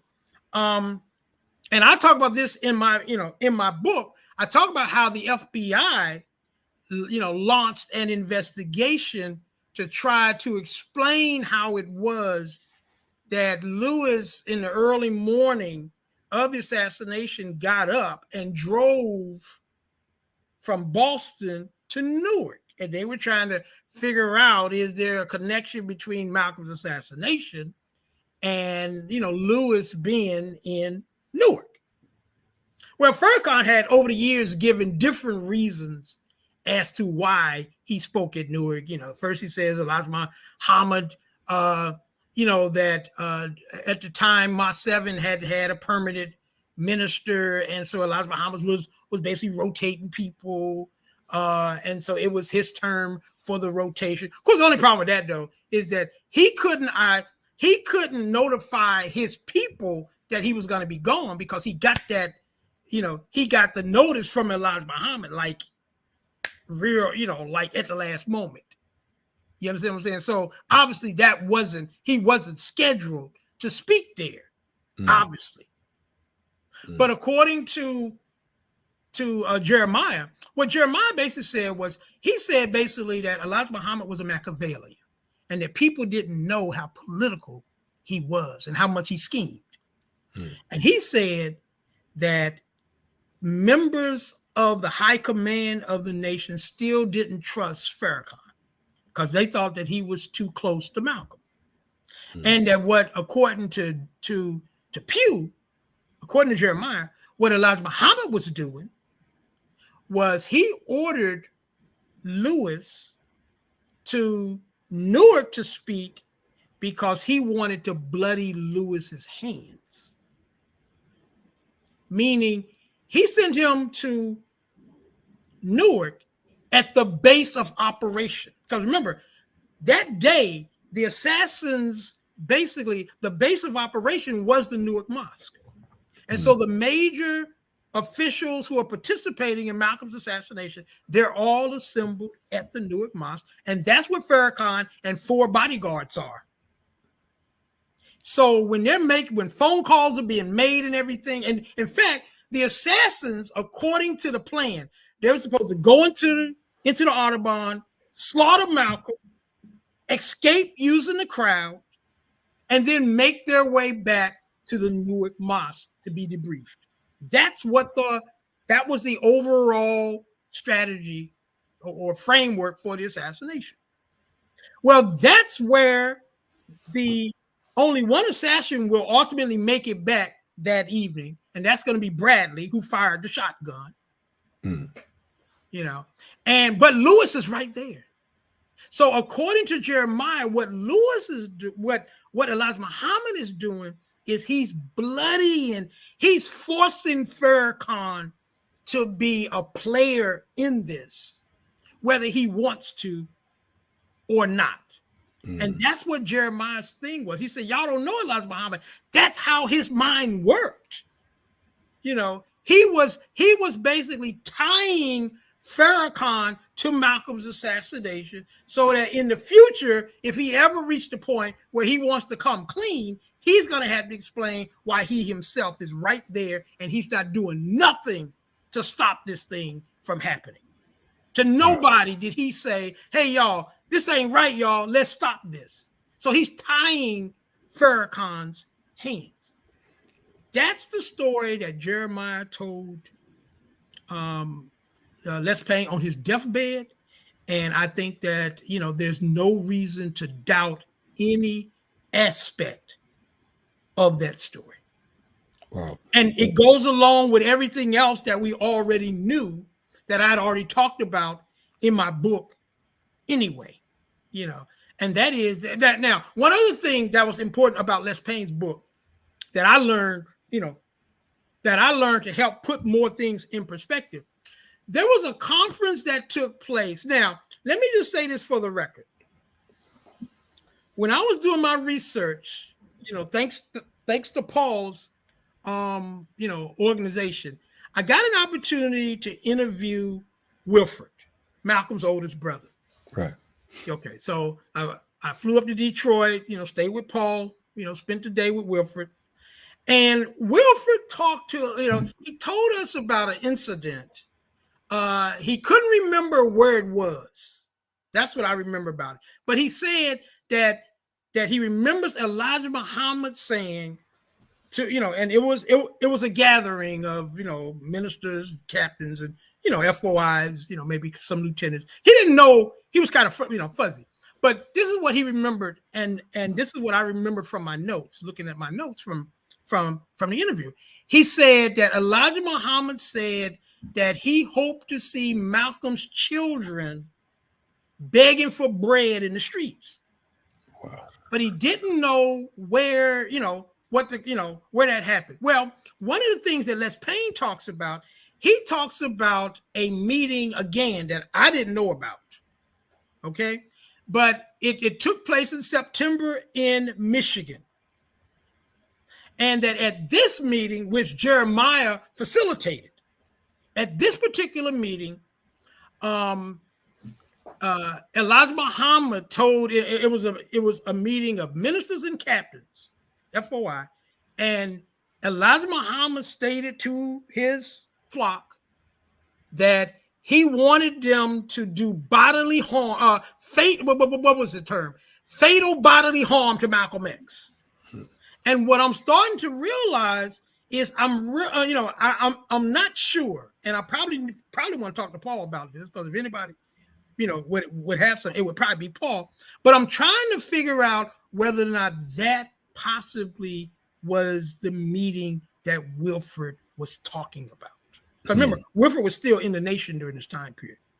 He was a Detroit minister. And so all that to say that Payne, I think, has become that person that I was hoping for, who could then take our understanding to the next level as far as Malcolm's assassination is concerned. And I think that he has, just with those things, just those three things right there, I think have really enhanced our understanding of Malcolm's assassination, and basically has pretty much added, more substance, to my thesis, in the first edition of my book. Do you know when Wilfred actually left the nation? Wilfred, I want to say he was gone. Again, Paul would know specifically. I know he was gone by 68. He was definitely gone by 68. So he stayed even 3 years after the assassination. Yeah, he stayed a little while after the assassin, and then he said that he just kind of gradually kind of eased on out the door. So do you think it was fear, or just what's your thoughts on that, as far as him staying that length of time? Right. I think that for the most part, I think Wilfred was just kind of like biding his time. I think that had he left right away, I don't think that, I don't think he probably trusted the nation at that stage and stuff. I think probably for safety reasons. And so I think that he just kind of gradually eased on. He just kind of gradually eased on out the door. I think Filbert, stayed longer. And remember, Filbert let himself be used by them. Like, he went before the cameras and talked about Malcolm being mentally ill and all that. Filbert would pretty much say whatever that they needed him to say. He was used.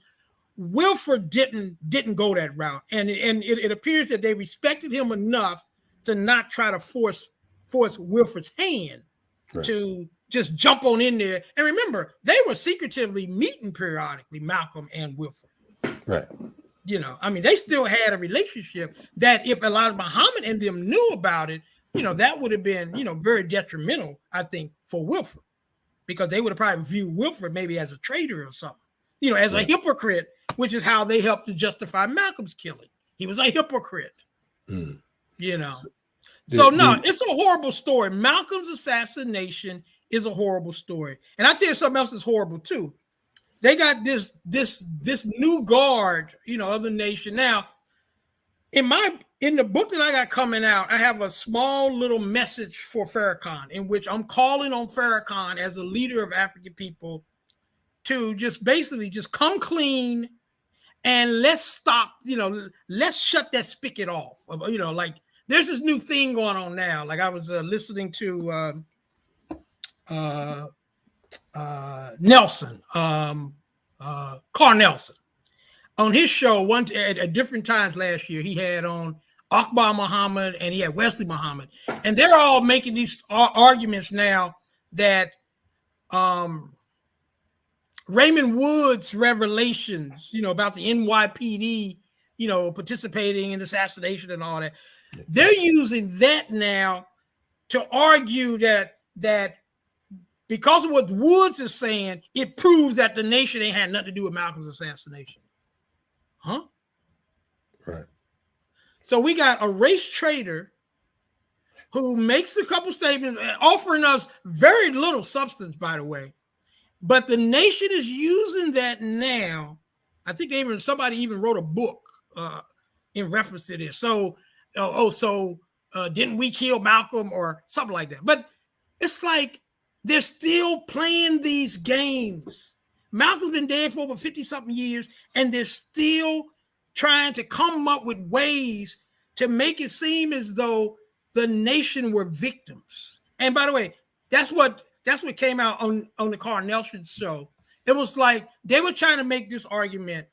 I think Carl Nelson asked, was it Akbar? Yeah, he asked Akbar when he was interviewing him after the whole Woods thing. Well, has anybody apologized to y'all for accusing y'all of killing Malcolm? Huh? So it's like a race traitor connects the NYPD, which I'd already done in my book anyway, to Malcolm's assassination, and that's proof that the nation was innocent of Malcolm's assassination. So let's ignore everything that the FOI did. Let's ignore everything that Elijah Muhammad said. Let's ignore everything that Muhammad Speak said. Let's ignore all those attempts on Malcolm's life in Chicago, in Los Angeles, in Boston, in Philadelphia, in New York. Let's ignore all of those things because Raymond Wood said that the NYPD had something to do with Malcolm's assassination. So everything that the nation did, apparently, just like a magic wand or something being waved, that's the proof that they had nothing. Raymond Woods proves that the nation had nothing to do with Malcolm's assassination. This is unbelievable logic, or lack thereof logic. But that's what they're arguing right now. Mm-hmm. So my thing in this next edition is I have a message for Farrakhan. You can come forward finally and lay the record straight. By all means, feel free to talk about my research on Malcolm's, from the FBI and all that type of stuff. Certainly we can tie them into it, but the nation has to accept its responsibility after 50-something years. At what stage can we lay this to rest? Farrakhan knows. He knows that the nation killed Malcolm X. He knows some of the members of the team that killed Malcolm X. He knows that Elijah Muhammad was in the forefront of the assassination of Malcolm X, and the national leadership was in the forefront of the assassination. He knows all of this. Let's lay this to rest once and for all, instead of bringing up a new generation of scholars in the nation who are going to try to perpetuate this thing that, hey, the nation had nothing to do with Malcolm's assassination. It was all the government and blah, blah, blah, blah, blah. We got to be better than this. Like who was that? Cummings used to always say that, Elijah Cummings before he died. We're better than this. We got to be better than this. We can't have another generation coming up with this facade. I think you're the first person on this show to to quote Elijah Cummings, but we gonna go ahead and we gonna give you that today. But yeah. So let me ask you this. I mean, before I go to the next question, I want to ask you. I mean, you wrote this book. Man, almost 3 decades ago, correct? Yeah. 29 So years. 29. Yep, 29 years. It'll be 30 years in next year. 30 years. So have you had I mean, because of the fact that, as some viewers would say that that's some bold talk you talking, Baba Baba Zach. Have you had any issues? Have you had any, has there been any types of repercussions and what I'm saying? Mostly, I mean, people have sold wolf tickets. There's been intimidation type of stuff. I'll never forget. I gave a lecture one time. Had the book come out yet? I don't remember, it's like 30 years ago. But so I don't know if the book had come out. I think the book had come out. Yeah, it had come out. I gave a lecture at Newark. In Newark. Okay. In Newark, wow. Right. Okay. And it was like a standing room only. It was like I want to say it was at the library or something. But they had it, like standing room only, basically. And half of the audience were Mos 25. Right. And the minister was there too. The minister at Mos number 25. And they kind of, and they were kind of like, they were massed toward the front of the building. So I'm speaking, and within 5 feet, wow. Because the chairs were real close, like there was a small platform, and then there were chairs right below the platform and stuff. And so, it was like a real strong show of force, right. From the nation. I was sponsored by the Malcolm X grassroots movement. They had sponsored me. Okay. So, and I stayed on point. I talked about Mos 25. I talked about the FBI. I talked about Elijah Muhammad. And I wasn't sure where things were going. I did have a security. I did have a small security force. That was kind of there. Representing the the Malcolm X grassroots movement and stuff. Right. Who had sponsored me. But anyway, but this is what was good. The minister asked a series of questions that I was happy to answer. And they were reasonable questions. And it was obvious that he was a thinker. So he's processing them. He would ask me a question, I'd process it. He said, okay, thank you, brother. He asked me another question and stuff like that. And then he asked me at the end, his last question was, so let me ask you something, brother.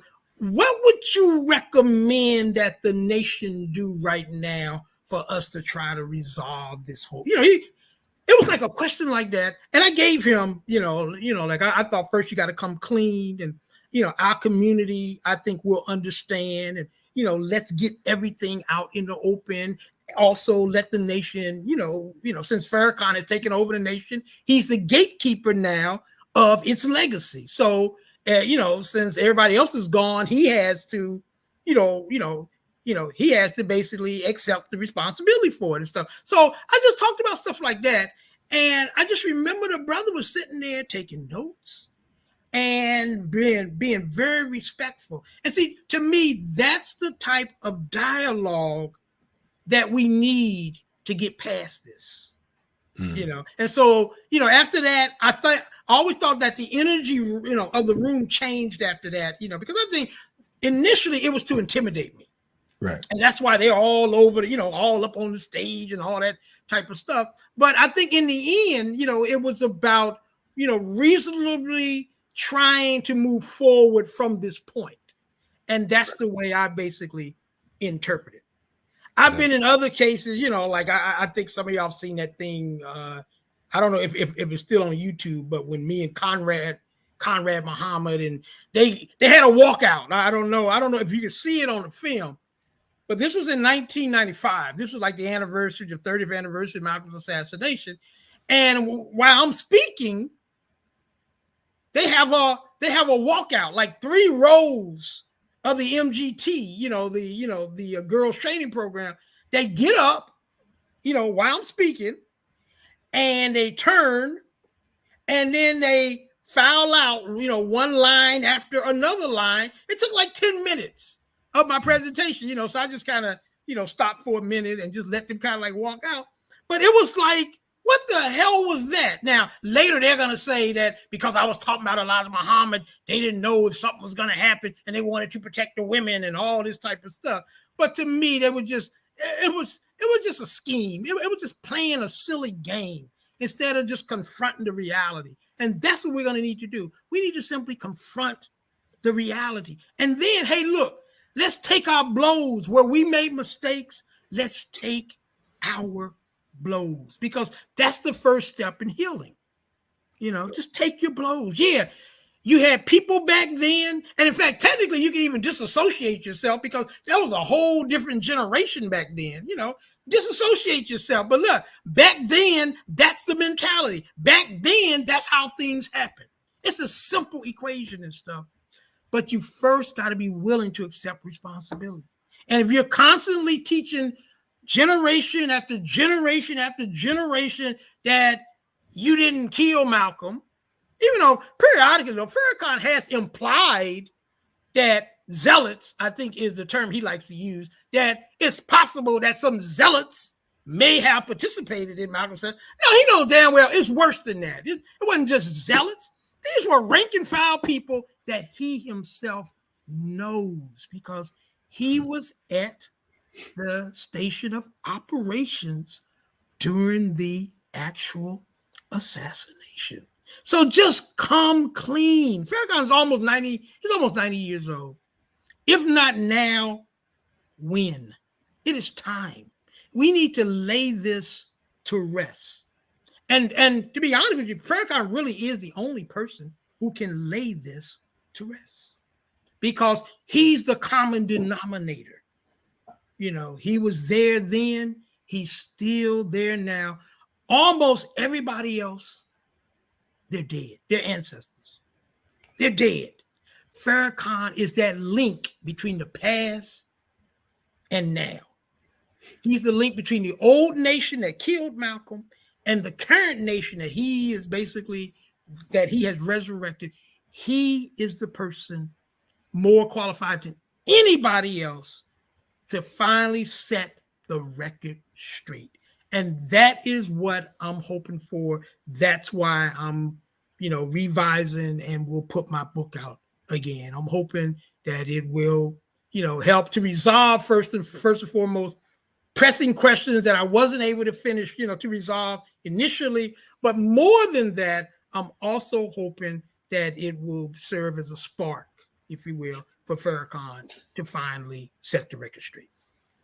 Hey, Baba, you was busting so many shots. I'm like, my earphones, is popping right now. So we definitely appreciate that. I got a couple more questions before I let you go because I know you have things to do as well. First off, I need to pick up my baby daughter from high school. I'm good for about 20 more minutes. That's all we need. You know what I'm saying? We already got it measured out. You know what I mean? So it's all good.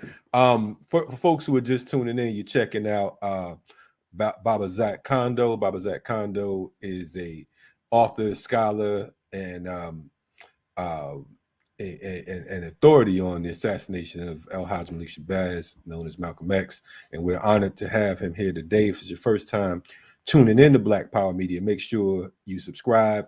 And for folks who are checking it out and appreciate what you've heard so far, please be sure to share this video because of the fact that it needs to be seen and needs to be heard. I want to, recently, I believe in November, Muhammad Aziz and Khalil Islam was exonerated. I wanted to know your thoughts on exoneration and, just your thoughts on that. And then the second part of that particular question is, you were involved in the film Who Killed Malcolm X. So I want to know your thoughts on both of those particular pieces and, run it from there if that's cool. Okay. Well, let me deal with your first question first. I I actually interviewed both, Butler and Johnson, Aziz and Khalil, when I was doing my research, and I was actually impressed by both of them. And of course, I argue in my book that they didn't no more kill Malcolm than I did, and I was about 5 years old, I think, when Malcolm was killed. So certainly, I certainly am, somebody who appreciated, as racist as the judicial system is, as corrupt as the criminal justice system is. It was good that but remember now, and this is just a technical issue, they didn't exonerate them.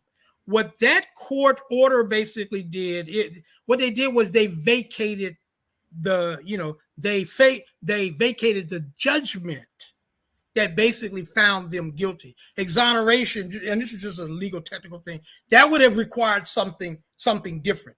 And in fact, what they said, if you read the actual order, what they basically say is that they're not going to even address the issue of whether or not the men were guilty or innocent.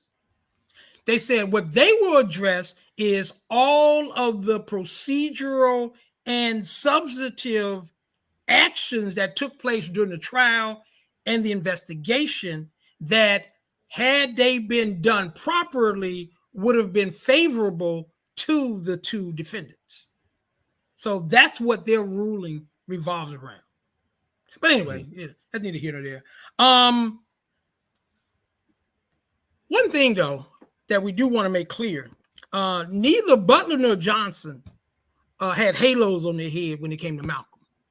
And in fact, remember, Peter went into the prisons and interviewed both of them. And when he asked Butler, had you been given an order? Because remember, Butler and Johnson were both part of Captain Joseph's goon squad. Yeah. And they were constantly harassing Malcolm and Malcolm's people and cracking heads here and there and stuff like that. So my point is that we're not talking about two men with halos on their head. Right. They were Malcolm's enemies. And at a given point, at a given time, possibly could have done what the Newark team did. So I just kind of want to just keep this in some type of perspective here. Right. Okay. Right. Before you get to the film, because of the fact that there's a question in the chat, I've been getting a whole bunch of questions, but I want to deal with this one just for clarity. Someone asked, where does the FBI and CIA fit in with this analysis and assessment? They said, I would think that they played no role at all at Malcolm's assassination after hearing this, which I find impossible to believe. Can you address that, please? Yeah. Well, actually, I think if the person had been listening closely to what I said earlier, then then I think he wouldn't have kept the same perspective. Right. And I heard you. I just wanted to repeat that. Right. Okay. Yeah. And I don't mind addressing it because I didn't go into detail. But let me just make this real clear. First off, I found no evidence of CIA involvement in Malcolm's assassination. Okay. But FBI, what Malcolm's case presented to the FBI, and we have to understand counterintelligence. In many ways, Malcolm's assassination provided the FBI the ideal counterintelligence scheme. And when I say counterintelligence means that when organizations like the FBI, they take secretive, oftentimes illegal, immoral, unethical actions behind the scenes to manipulate and to exploit weaknesses in their targets. So this is what the FBI did to help to facilitate Malcolm's assassination. They exploited weaknesses, problems between Elijah Muhammad and Malcolm X and Malcolm X and the royal family, which is Elijah Muhammad's family. And in my book, I document a series of actions. And this is what they're doing. They have wired Elijah Muhammad's homes, both the one in Phoenix and the one in Chicago, the headquarters of the Nation of Islam. They got Malcolm's house wired. They got they got other, so they're listening to everything that's going on inside these people's homes, talking in private. And I always like to use this example because it really represents how the enemy worked. Go back to May 1963. Elijah Muhammad is in Phoenix. He's by himself. He's sick. He's not feeling good. He's been throwing up blood. He's talking on the phone to one of his people. And he tells them, I feel like I just feel like I want to kill myself. I feel like I'm just dying. Oh God, I'm in such pain. He says this over the phone. The FBI is listening to this. They're hearing this. This is how counterintelligence works. And then what happens here is that a series of phone calls are made to Elijah Muhammad's phone. When he answers the phone, they tell him, old man, you should kill yourself. You're worthless. Kill yourself. That's counterintelligence. And that's what they did throughout between Malcolm and Elijah Muhammad. They hear some of Elijah Muhammad's children saying something bad about upset about something that Malcolm did. And then they would get informants of someone to call and continue that line of questioning, to continue that type of hate. So it reaches the point in which the FBI had done their job so well that they could have just stepped to the back and the nation took over. And they appealed to Elijah Muhammad's ego. Malcolm here and there may have said something here and there that helped to, escalate it. But the bottom line was that the enemy exploited weaknesses and problems within the nation and Malcolm to the point that the nation took over and said, Malcolm is a hypocrite. Malcolm deserves death. And of course, the whole babies things made everything worse. That was really the real key. When Malcolm started talking about the babies, Elijah Muhammad's babies, because that was the nation's Achilles heel, was the babies. Now, today, they're wives. They were not wives in 1964 and 1965. They were viewed as sluts in 1964 and 1965. And the nation attacked them and didn't even want to pay them child support. So when Malcolm talked about the babies starting in June 1964, that's what basically turned Elijah Muhammad. That's what pushed him. So what we now know is Elijah Muhammad picked up the ball from what the enemy had been giving them, and then he finished the story. Wow. That was heavy. I want to point out one thing, and then you can complete about the film itself. I wanted to point out for folks who are asking about BOSSI, is the Bureau of Special Services out in New York, part of the NYPD.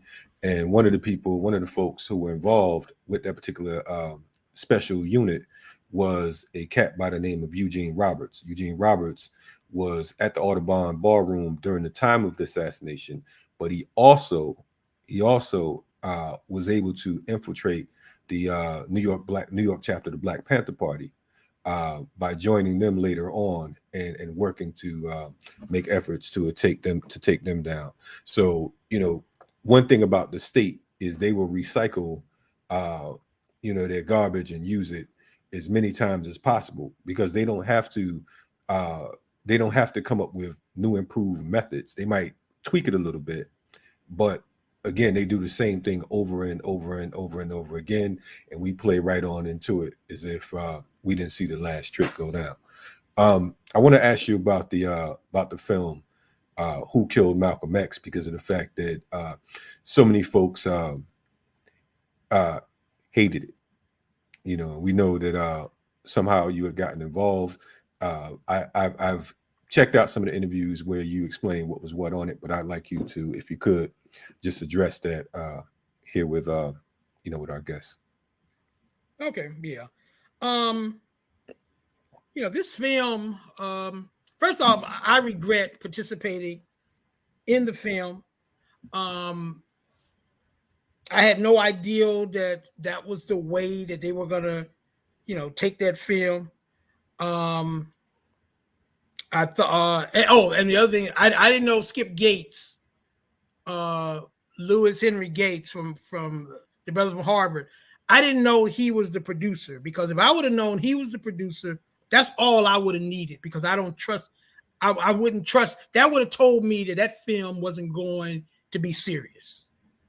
Because anybody who knows Gates, knows that he's only going to take this as far as it's going to benefit him, and that's the end of the story.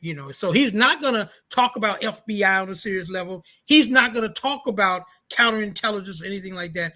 His focus was just on the nation, but it was more than the nation. And what they did was, when they interviewed me, I talked about the nation too, because you have to talk about the nation. But I also talked about the FBI and gave detailed stuff. They deleted. They didn't share none of that, because all they wanted to do was to just use it as a club to go after the nation. That's what they wanted to do. And they succeeded, basically, I think, in doing that. But Malcolm's assassination was much more complex than just the Nation of Islam. But, and you have to talk about, in other words, you cannot talk about Malcolm's assassination without talking about the FBI. You can't. You're playing games if you do. And also Balsi, the Bureau of Special Service. They did do a little bit, I thought, on Balsi, but that was it. They could have been much more serious had they wanted to be, but they didn't want to be. This film, by the way, wasn't about necessarily putting out the truth. I will say this, the whole emphasis on Butler and Johnson's innocence and stuff, which they made it seem as though Muhammad, was the one who I mean, that was absurd. The storyline of that film is absurd. To try to focus on this lone crusader trying to solve Malcolm's assassination because he was dissatisfied. It's an absurd. Anybody who knows anything about Malcolm's assassination world knows that's absurd. All of that was absurd. And again, I didn't know that, and I didn't know, and so when they were talking about doing a second one from Jump Street, and in fact, I think I said publicly, don't even lose my damn number. I have no interest whatsoever in participating in anything in the part 2 version of that facade. No doubt. There you have it, folks. Baba Zach, we appreciate you coming on. Hopefully you can leave us with 3 of the best books that you think we should get to in regards to Malcolm, if you have that time. If not, we understand, but we definitely appreciate you coming on and joining us today on Riot Started TV and Black Power Media. It's definitely a powerful. So you said three books? 3, 5, whatever you can do. The best. Okay. Well, certainly any book that Peter Bailey said, wrote, needs to be out there. Peter Goodman's book, particularly the second volume. I haven't gotten to the third volume. Understand there's a third volume, but I'm going to get to that. Certainly. The autobiography of Malcolm X. Malcolm X Speaks, because nobody, can do better than Malcolm's, hear Malcolm's voice. Get Malcolm's, speeches himself. And of course, when my new book comes out, certainly I would highly recommend, my book on Malcolm's assassination. This should be my last one on Malcolm X. So I'm hoping, to kind of put all of the stuff on the table and wait for the next generation, if they need to go there, to add to as far as the assassination is concerned. Well, we're looking forward to bringing you on when the new book drops. So again, we appreciate you taking the time out of your day. You know what I mean? I've been trying to contact you for months, and come to find out I was texting the wrong number. You know what I'm saying? Right. Taking Well, some. it was an honor being here, and I Yes, sir. appreciate the work that the network does, and I'm just proud that that the younger generation are doing these types of things. So I commend this whole structure. This is what our people need, and just keep doing what you're doing. Hey, we appreciate you, Baba, and our network is your network. Stay on top of the world, and we're gonna see you in a few ticks. You've been, it's been a pleasure, been an honor. You've been Thank you, checking Bob. out, yes, sir. You've been checking out Baba Zach Kondo right here on Riot Starter TV. I mean, that was fire. What y'all think, man? I mean, I don't know. I think that this was a heavy joint. I learned a lot of the stuff I've heard through checking out his interviews, and a lot of it was new. So that's always beautiful, and it's always refreshing. We want to keep on bringing you this type of content because of the fact that we love us, and we want to make sure that we're on the right side of the barricades, and we want folks to hear things from the horse's mouth. We don't want to speculate. We want to break things down. We're not doing this to make ourselves look good. We want to do this to make sure that we are on the right side of things. So we appreciate you all for checking us out. I ask of you two things. One, actually three. One, to subscribe, like, and share the channel, but also to share this particular episode of Riot Starter TV, and make sure you check out the archives. We appreciate all that you do for us. We have a whole lot of great programming coming up this weekend. First and foremost, check out I Mix What I Like tomorrow morning with Dr. Jared Ball, my homie and hater in charge. And he'll be rocking tomorrow morning from 8 a.m. to 10 a.m. Also, we have my sister and Rebel in charge, Jacqueline Jackie Lukman. You can check out her show tomorrow, right here on Riot Starter TV. Excuse me, right here on Riot Starter TV, right here on Black Power Media as well. I don't have the time on deck. I believe it's 5 p.m. She's in the chat. She can let you know. And on Saturday, we have Warriors class at 1 p.m. But make sure you just check out all that we do Sundays on Sunday, and we'll be back to remix morning show next week. Love and appreciation. Stay ready for revolution. Support our work. Make sure you join the organization. We out.